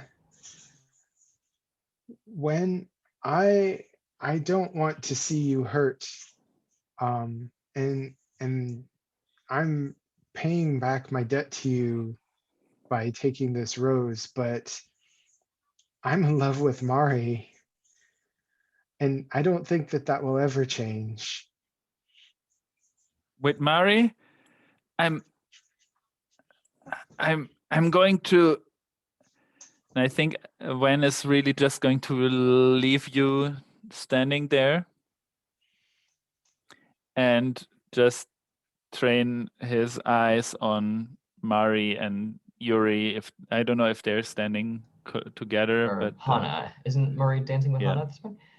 Oh yeah. I got swapped out. What is that looking like, Hana?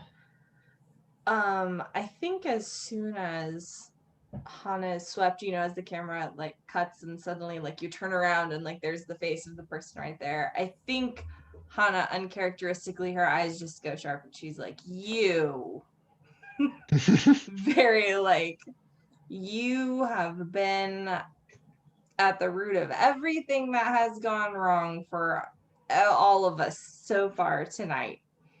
And she's getting like a little bit like flustered and was like, that's why there aren't even any macarons. Cause like look at Yuri. Look at her. She's so sad right now.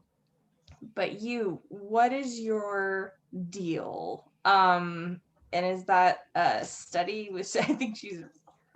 If we want to uncover more information, I think we can.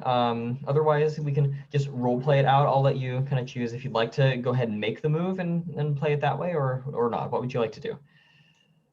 I think that she's either going to kind of interrogate her or just straight up try and duel her. I think that she wants to know like what are you getting out of tonight? Like why are you messing with things? Because Hana is probably the most in the dark of everybody, but all she knows is like she's been spying on Wen, she was misleading Yuri, and something ties together. I see. So, I think that I think that Mari will look at you, Hana, as you make these accusations, and she just kind of offers you this smile and says, well, whatever do you mean? You were stalking Wen, and you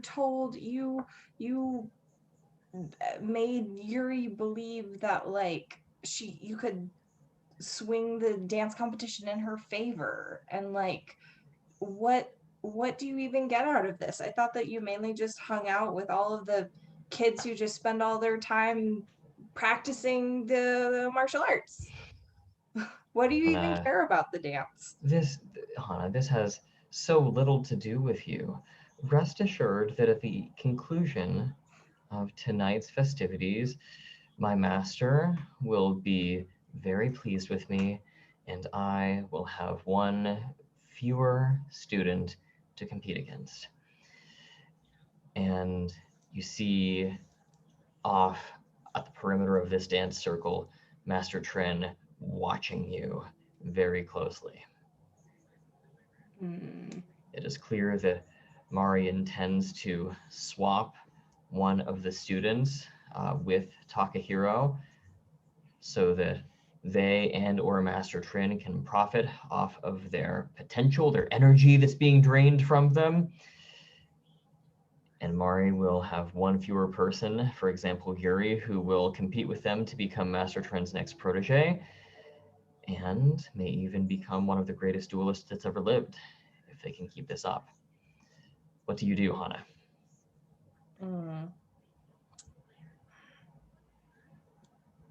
I think no,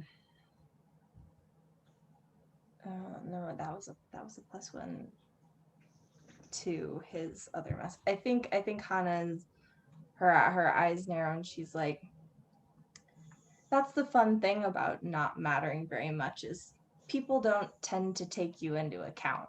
And I think she will fully like pull her chopsticks out of the big sleeves that she's been carrying there, and try and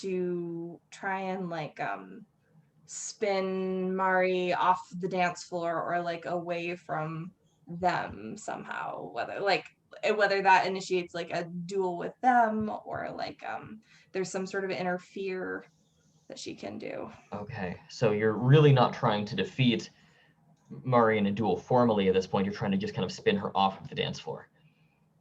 Okay, I think that would be... and or keep her busy while people are...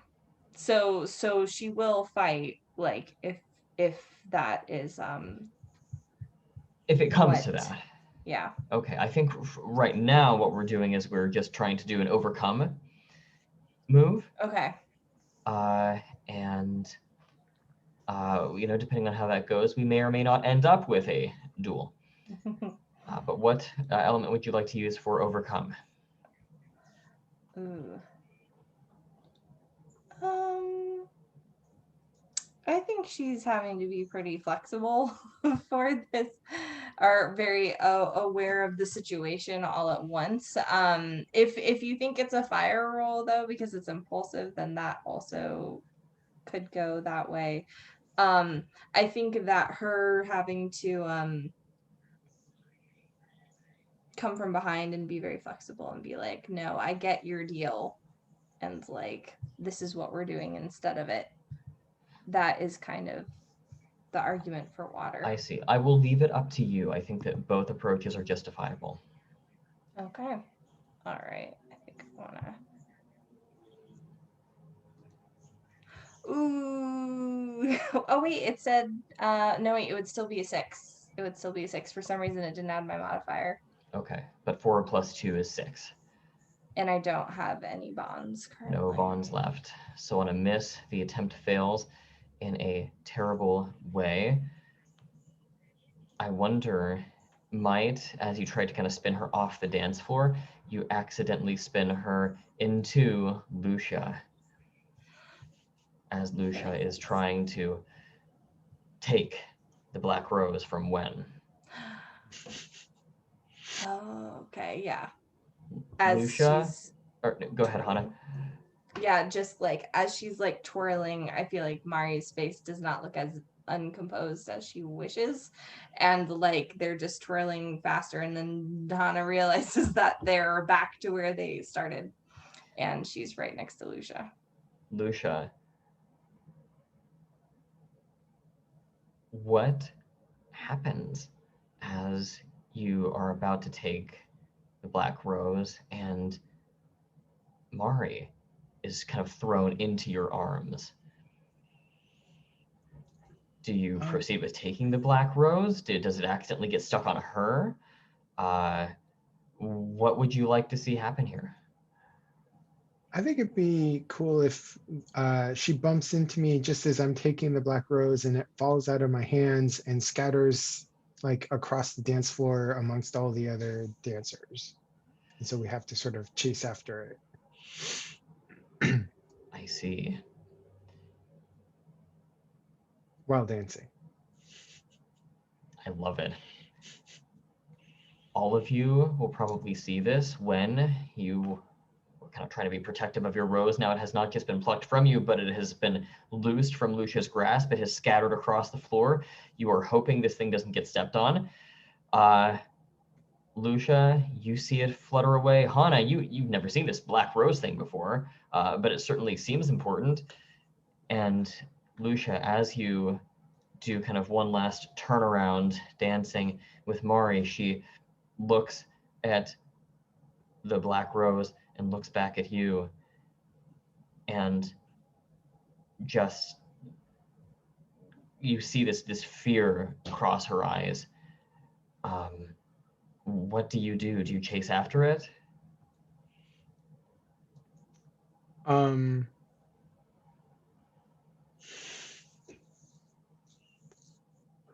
don't know. She asked me to break up Wen and Hana, so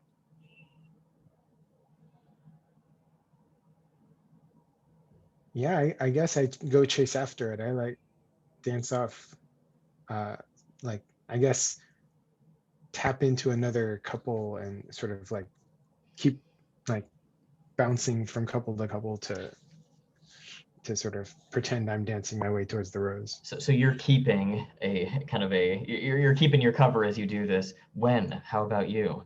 The rose that is pretty much the critical item here in this scene is loose on the dance floor. What do you do?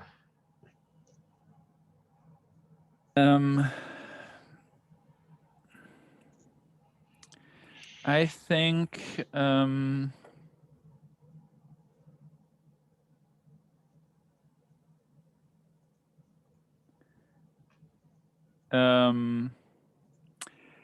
I think I'm going to step towards that because I just left Lucia standing there after the confession, and so I'm gonna step towards that rose, and trying to pick it up, and whoever is if anyone else steps in, I'm staring at them, kind of really. I'm kind of almost shivering with anger. And looking around where Yuri is. So are you dancing toward the rose, or have you simply you're not dancing with anyone at this point? I think I'm not dancing anymore. You're just walking straight towards it. Are you pushing people aside as you just go toward it, or are you being more subtle than that? I think I'm more, I'm kind of moving cat-like between people. Absolutely. And Hana, what do you do? You are not dancing with anyone either. Yeah. Is she closer to the rose? Or like am I on the edge of the dance floor? Oh no, wait, because I was right toward everybody else too. I think that she sees one walking towards it and would follow. I think she knows that she doesn't think it's a great idea for him to put that on. Okay. So you're following. Do you actually interfere with Wen's efforts to pick up the rose?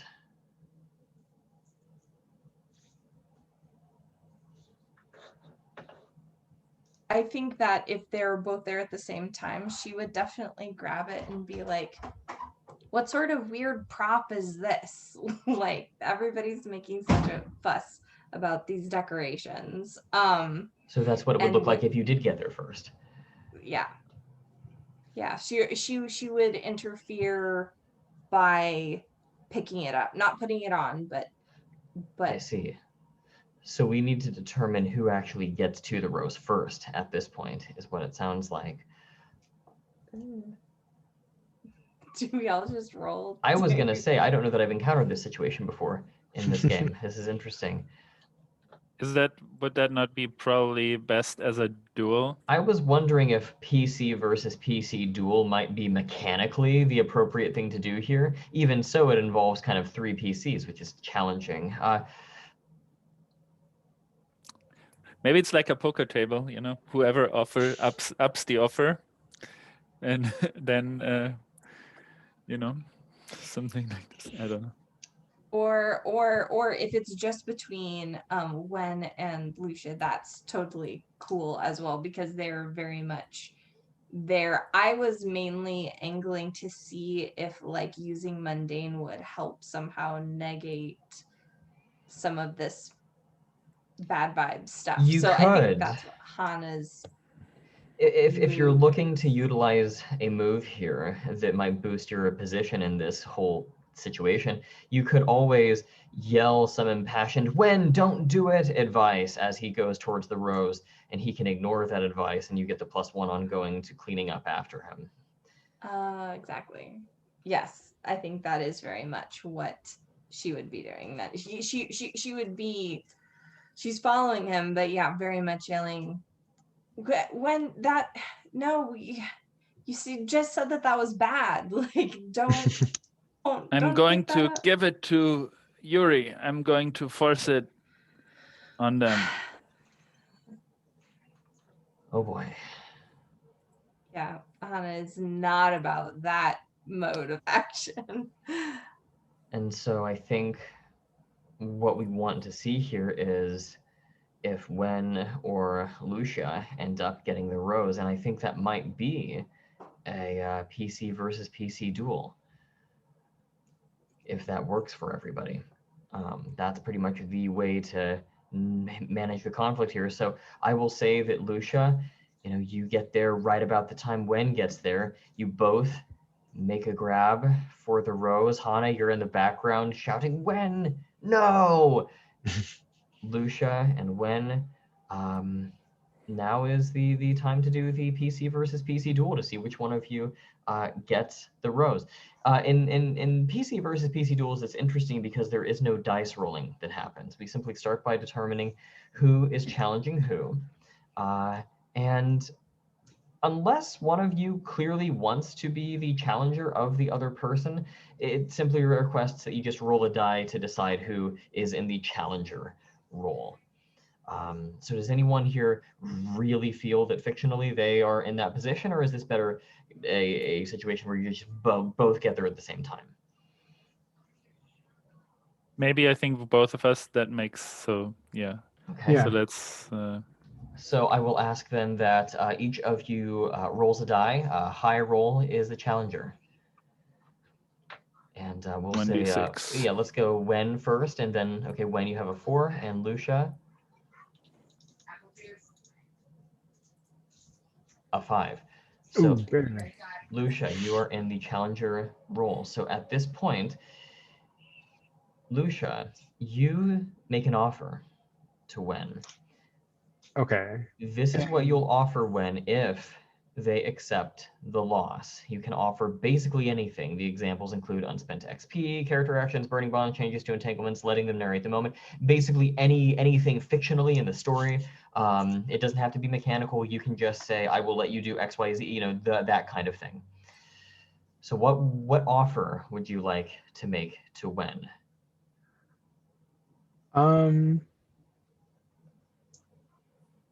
I think I don't remember. I don't think that. Yeah, I guess Lucia might know that Wen loves her, right? So she could offer to dance with Wen to to win the competition. Is that the offer that you'll make? Yeah. So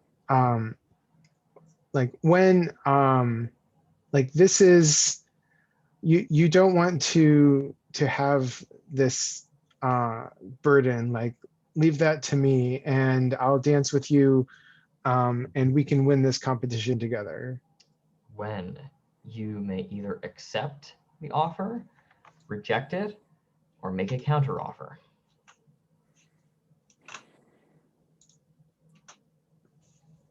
I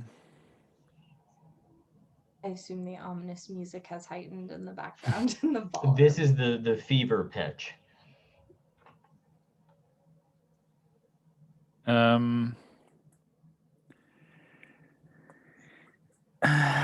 I don't think this is enough for Wen. I think he is now on a mission after being rejected by Lucia. He's on a mission to to get into a fight with Yuri, and at the end put this rose on her lapel when he has beaten her. So no counter offer. This is just a flat rejection. Yes. Very well. In that case, both PCs mark an element, and the duel ends in a draw. So when let's have you mark metal. And no, that's fine. Lucia and Wen both mark metal, I think is appropriate here. The duel ends in a draw. I think as you guys are both kind of making a motion for it, I think Master Trin will step in and pluck the rose from between the two of you as you argue and bicker. She kind of twirls it between her thumb and forefinger and says, well, what do we have here? Wen, aren't you supposed to be keeping track of this little item? Yes, that's what I was trying to do. But everyone's trying to interfere. I am going to do what you asked me to do. No, I think that we have long since passed second chances at this time, when I think it is time to pay the price. And she will make a move to finish you off. Hana, what do you do as you see this? I think that she absolutely... Would this be interfere or overcome? I think her goal is to see if she can intercept with the rose with her chopsticks. Pluck it with the chopsticks. Yeah. That would, oh my gosh. Yeah, let's go with that for the overcome. Okay, let's... Goodness gracious, that could not have been more perfect. Okay. All right. And can I roll with the water for being aware of this happening too? I think so. This is also bordering on combat. You're using your weapon to steal someone. I mean, I think that the water is okay here. So let's go ahead and roll with water. Woo. Yes, finally. A 13.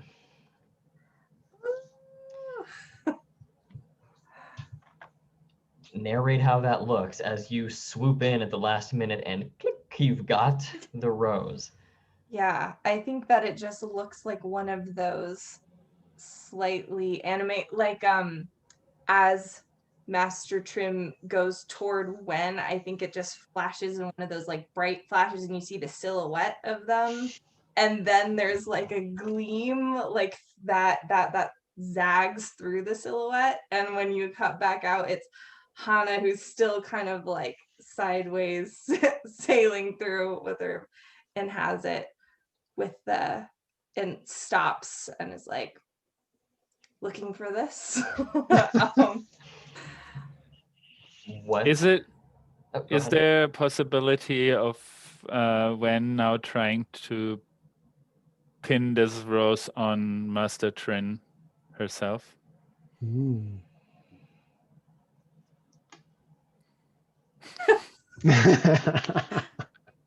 I mean, Hana wouldn't be mad about that, actually. Hana, you have the floor. You've got the upper hand here. The rose is neatly nestled between your chopsticks. What do you do? I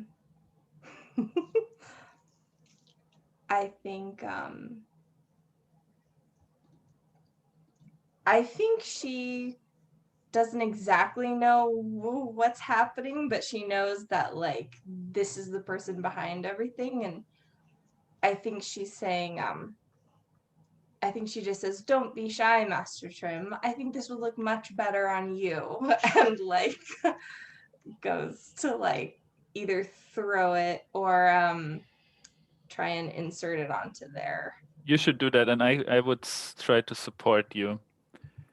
Okay. So And then realize that it was Hannah that loved me all along. All right. So here's what I see then. I want Wen. I want you to go ahead and roll your support move. And you may choose whichever element you wish. I think fire. I think that is more than appropriate here.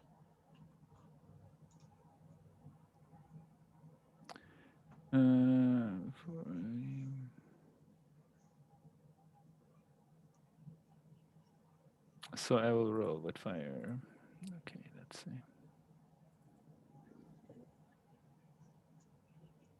That's a 6, and I have no bonds. All right.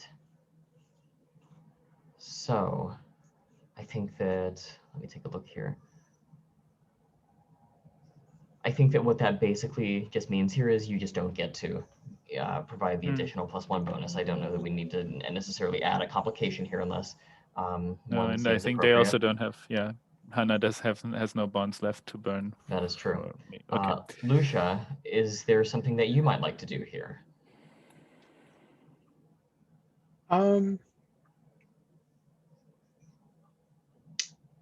Honestly, I can't think of anything right now. I want to see what happens with Hana and the rose.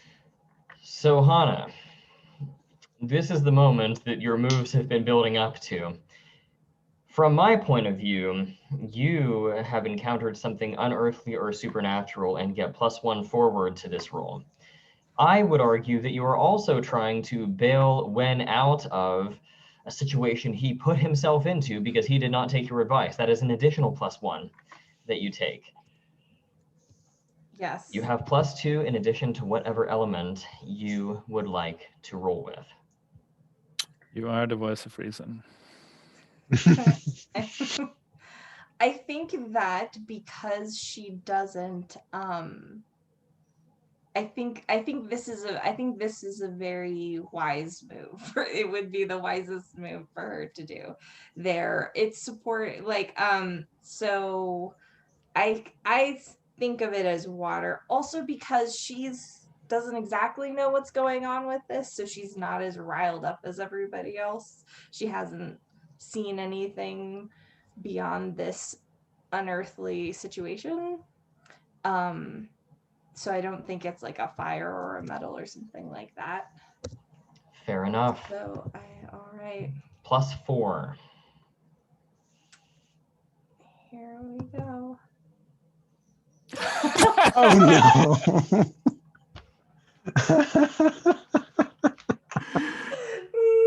Hey. No more. I should have not gotten cocky to so use. is this Okay. something like, it seems like I could at the last second decide to support Hana in this. Comfort or support, you may use this move to aid someone before or after a roll.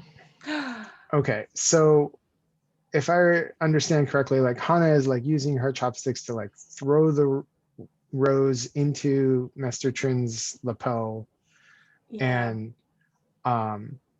and I think it could be like Lucia like sees Master Trin like sort of dodging out of the way, and like sweeps with her legs and trips him just in time for it to land in the right place.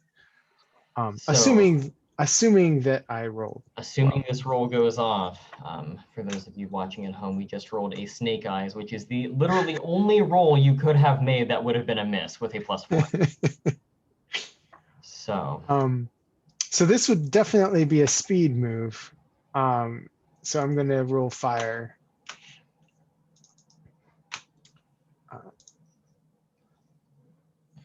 Oh no. Well, you only rolled 1d6. Oh, whoops.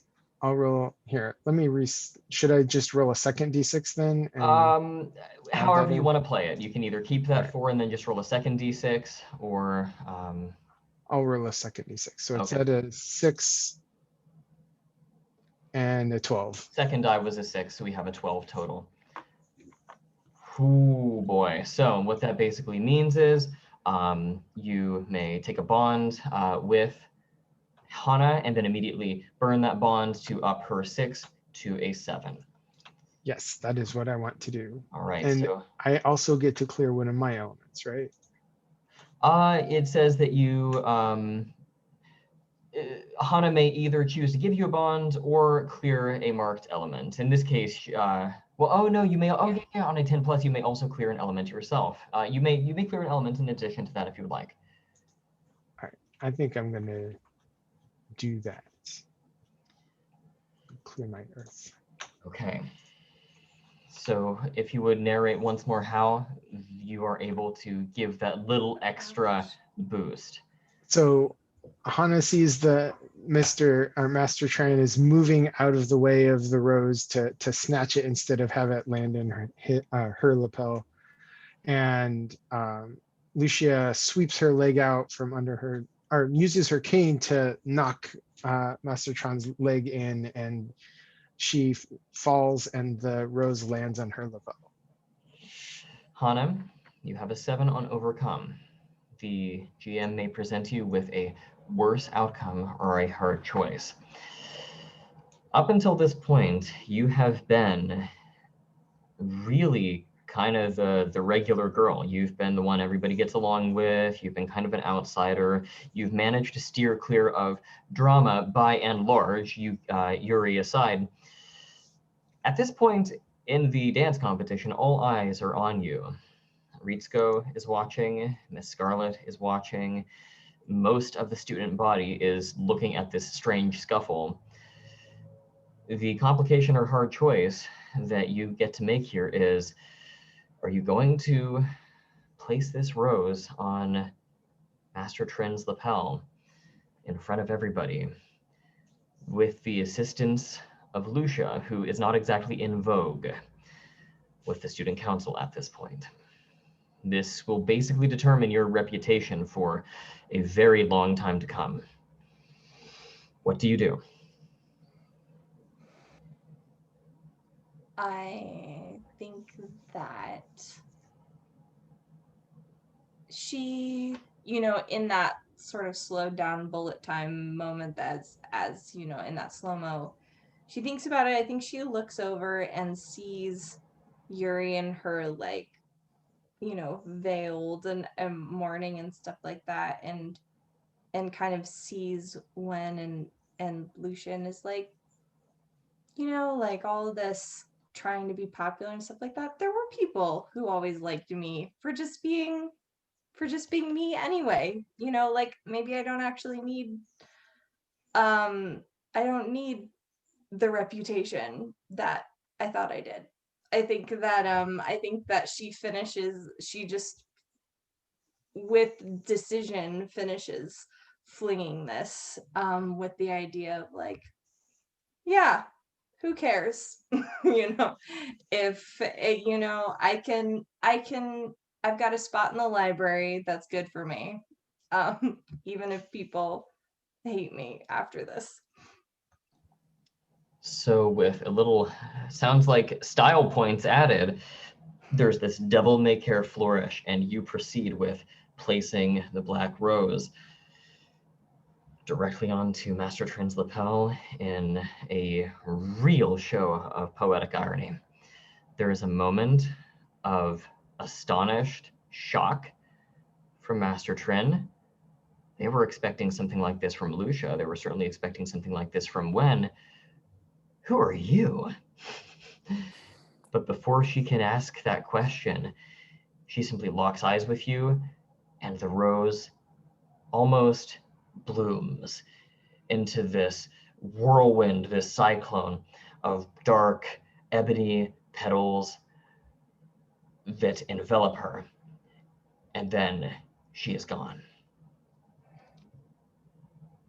I think in the silence, Hana sort of tilts her head and turns to look at Ritsuko and is like, the budget you had on this dance, man, honestly, the special effects, so impressive. Really, I didn't even realize that that was going to be part of it. Ritsuko has the clipboard, drops the stopwatch. The music has kind of stopped. Everyone is kind of watching you all. I think this might be the place to start narrating some prologues or some epilogues, as we kind of just walk through some final scenes of what happens with our PCs as we wrap the story up. Does that sound good to everybody? Mm-hmm. Okay. So I think I want to start with Wen, if that works for everybody. Wen, what is your reaction to all of this? And how do you think things end up playing out for you? What do we see going into your next chapter? I think clearly Hana is a positive influence on Wen continuing forward. So we see them kind of sitting, and it looks very peaceful, and they are sitting together maybe on a couch and talking and so on. And then we see Hana asleep, and we see Wen kind of sneaking out and again standing on top of one of the roofs and kind of glaring over to Yuri, where Yuri is standing somewhere. Does Wen ever patch things up with Mari? I think Mari has taken the place of Master Trin now that Master Trin has vanished, and so I don't think they. I think that this conflict continues now with Wen having no intention of honoring Mari's position as the new teacher, which will spell new trouble for sure. And what does Wen's relationship with Takahiro look like? You did save, in a manner of speaking, you did save Takahiro from... Does he stumble and actually, is that the last scene? Like, does Takahiro sort of stumble into the ballroom? Like, what's going on? That would be it. Everybody is staring at you guys, and then you just hear the door open, and everyone turns, and then it's Takahiro, and that's where we cut the credit. Yes, that would be it. That would be it. So what does that relationship with Takahiro look like?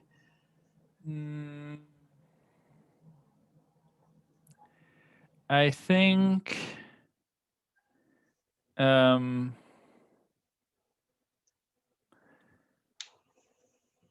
Wen is going to become something like a bodyguard for I think Takahiro goes back to being the class rep, and Wen kind of acts like their bodyguard or something.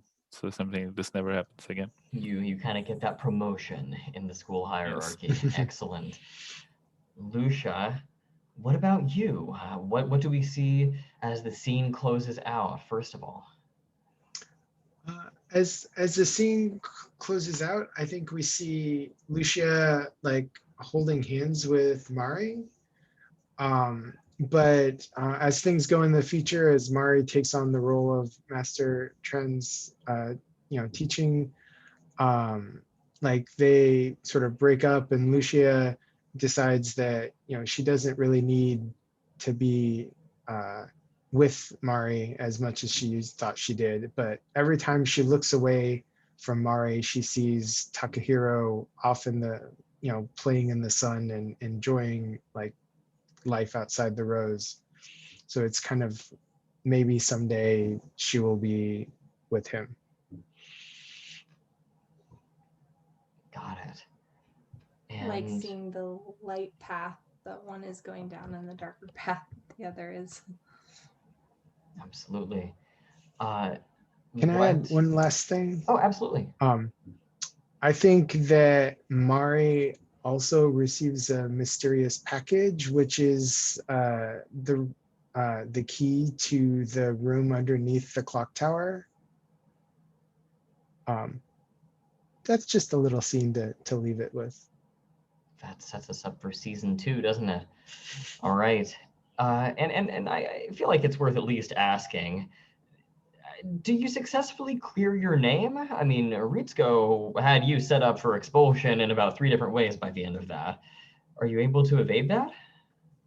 I think I get to stay in the school barely, but there could be a scene where I'm like paying off my debt, like cleaning up the kitchen, and having to chop vegetables for the next year.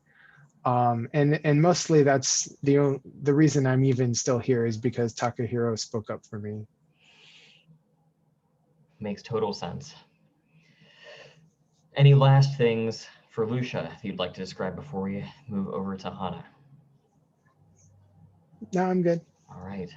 So, Hana, what do we see of you as we close the scene out?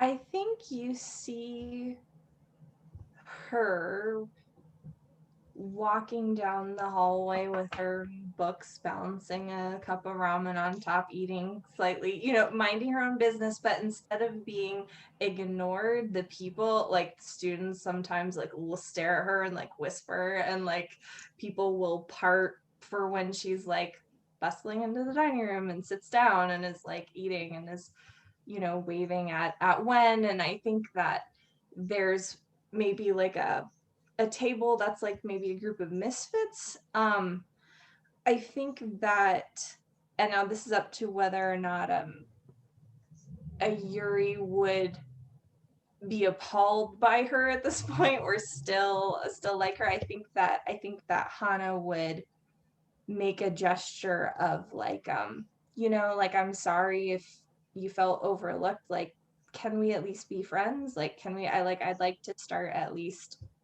getting to know you too. Whether or not like or whether that's just a little a way that she acknowledges her from afar, if Yuri has to keep up appearances and not and be like, no, oh my goodness, they were so awful, I can't, I was with these wild people, to kind of like for society. But I think that Hana wants to extend a kind of friendship to her. But you do see her like happily living and hanging out with Wen and really kind of enjoying that. And like maybe when she's like asleep on the couch and he's kind of lingering there, and then when he like leaves, you see like one eye open up and she's like almost you see that maybe she's like faking being asleep sometimes to kind of like see what's going on. But then besides her everyday studying activities, I think there's a shot of seeing her like up on the roof like practicing, and you see like the shadow of the chopstick, as you can tell that like her trajectory is now she's taking this combat training seriously, whatever it is. A brilliant way to set her up for the next story arc. All right. Well, in that case, I think we've got everything wrapped up, guys. Let's do a quick round of stars. I don't suppose wishes really apply here because this is the end of the show, but I would like to hear any parting thoughts or just things that you particularly liked about the game, the system, or just the story in general. So I'll kick things over to Adrian. Any stars that you would like to give before we go ahead and close things out? I think once again it was a great pleasure playing with all of you. I think we made we really played well off each other and really kind of moved the story forward and gave it a wonderful conclusion, especially with our dice luck running out at the end. That was fun. That Yeah, was a group effort. yeah, it was great. I found it really interesting. I haven't played Hearts of Wulin really before, and it's always interesting if when you play something kind of from the side, because with kind of an extra playset or kind of a non-standard playset for that game, and then try to imagine like what are the elements that come from that and what is kind of the core game and how does that come together. So I found it really interesting the way it worked, and I think the whole like the way the moves create a particular story and atmosphere, I found that to be really interesting. And yeah, I think especially the entanglements I found really interesting to see. So yeah, that's I think.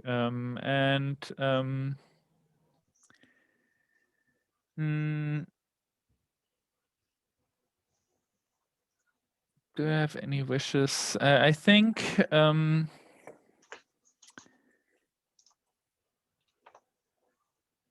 well, I mean, of course, I would have loved to show off my new techniques to defeat Yuri at some point, but that will happen in the sometime in the second season that you can watch on any streaming service in the future. I'm tuning in. Yes, we will certainly find that on Crunchyroll in the year 2022. Brian, let's go over to you. Any stars that you would like to give out? Yeah, I think that this was just brilliant. Like, I really enjoyed playing with everybody, and I liked how everybody was working together to sort of bring in other characters and do like dramatic things. So I honestly couldn't have asked for a better experience. And like, you know, calling out like Hana with her bowl of noodles and like, you know, and then when like, you know, everything just like fit, like I could totally picture it in my head as an anime. And you know, from the opening title sequence to the, you know, the little epilogues at the end. So like, thank you very much. This was awesome. Thank you. And Danielle, any stars that you would like to give out?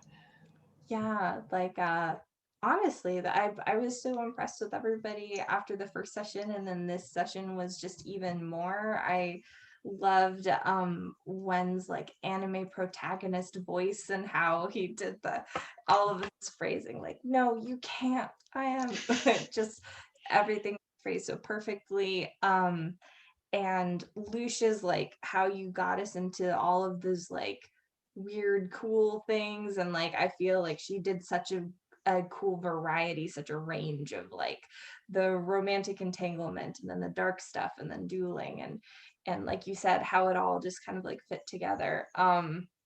And also definitely stars to you, David, for getting us for navigating a lot of these things. And I know that like I can get really stuck in a narrative place sometimes, so hopefully that didn't bog us down too much in places. But I really appreciated like how your guidance, and then like helping us ping pong our way to a really wild conclusion. I thought it was super cool that we got to do everything. We got to do a PC versus PC duel. We got to, like, I got to duel. We got to, you got to roll the game breaker move. You brought the cat ears out. I feel like everything that we looked at and was like, oh, that would be neat. Like, we totally got to do everything at least once. And come up with some really, it's always fun to end up in a really interesting situation where we're like, I don't know, we're gonna have to make the game work for what we have created. So that was super fun. And the bit with the end with the rose was just, that's gonna be, I'm super glad about that. That's gonna be in my memories for a while.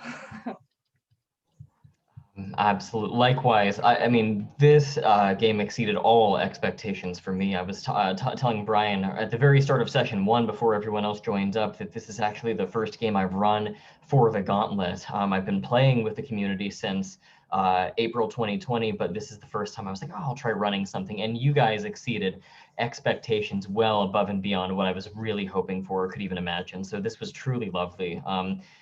For Danielle, I think that the thing that I love about Hana is that she's at the core just this everyman who just wants everybody to get along.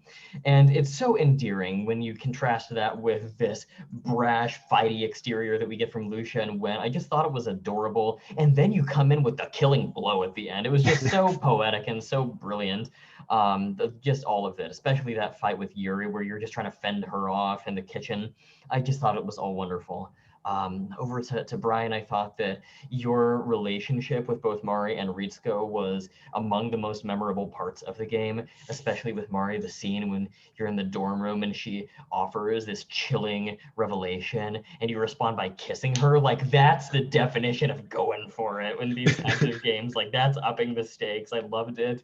And especially, I also loved the scene in the kitchen where Ritsuko, of course, shows up right as you're dumping some kind of poison into the food, and then there's just well, I guess we got to do the fight scene now, and we just went right for it. I just thought all of that played so well into the aims and goals of the game. And then Adrian, in this particular session, the confession to Lucia was wonderful. I loved the peril that you kept finding yourself in with Trin. Like when you went from wanting to pick fights with Mari to wanting to pick fights with Yuri to having this training sequence with Trin, and then you want to go fight Trin. Like, I mean, you're always going for the fights and for the drama, and I just thought that was exactly the way to play the character. It felt really like kind of a protagonist almost. It was lovely. And then just for everyone, I was not expecting this, but I did go through when you were talking, Danielle. And yeah, as far as basic moves go, I mean, we didn't use every single one of your character moves, but we did use every single basic move in the game, including a confession twice. So this was really, really brilliant. I have like nothing but good things to say. You guys really exceeded it, like all of the hopes that I had for the game. So thank you so much. I have done many, I know I was going in, I was like, I know romantic subplots are part of it, and I was like, I don't know if I'll be like how good everything will be, but I just thought the way everybody handled it was so much fun, and it was really light, and I really appreciated how Wen like went for the dramatic declarations, which made everything just pop. So I thought that was handled super great as well. Absolutely. Yeah, you guys. Yeah, it was great. And you ran it very well, David. I think that was a great job. And I always felt that you had basically, you worked a lot with us, but you also had a lot of a vision in your head. It was very clear from some of the descriptions at some points where you gave quite intense descriptions of the scene or what was going on. It was kind of clear that you had a whole vision in the back of your head that you could draw on. So I appreciated that. It was really great. And of course, the drawing in the beginning, which I have I put up here and I'm looking at all the time during the game, because that was really helpful to always kind of reorient ourselves. So I think that was brilliant. Thank you. Well, thank you. Yeah, that drawing is really critical to, like, I kept going back to it and being like, okay, I remember this, or I can play on that relationship. And like, thank you for that. Yeah, I'll have to do that. I stole that from Dan Brown. He did that in the first Hearts of Wulin one shot I ever played, and it was really helpful. So I'll have to remember to do that in the future. But for right now, we're just about at the top of the hour, so I will stop the recording here real quick.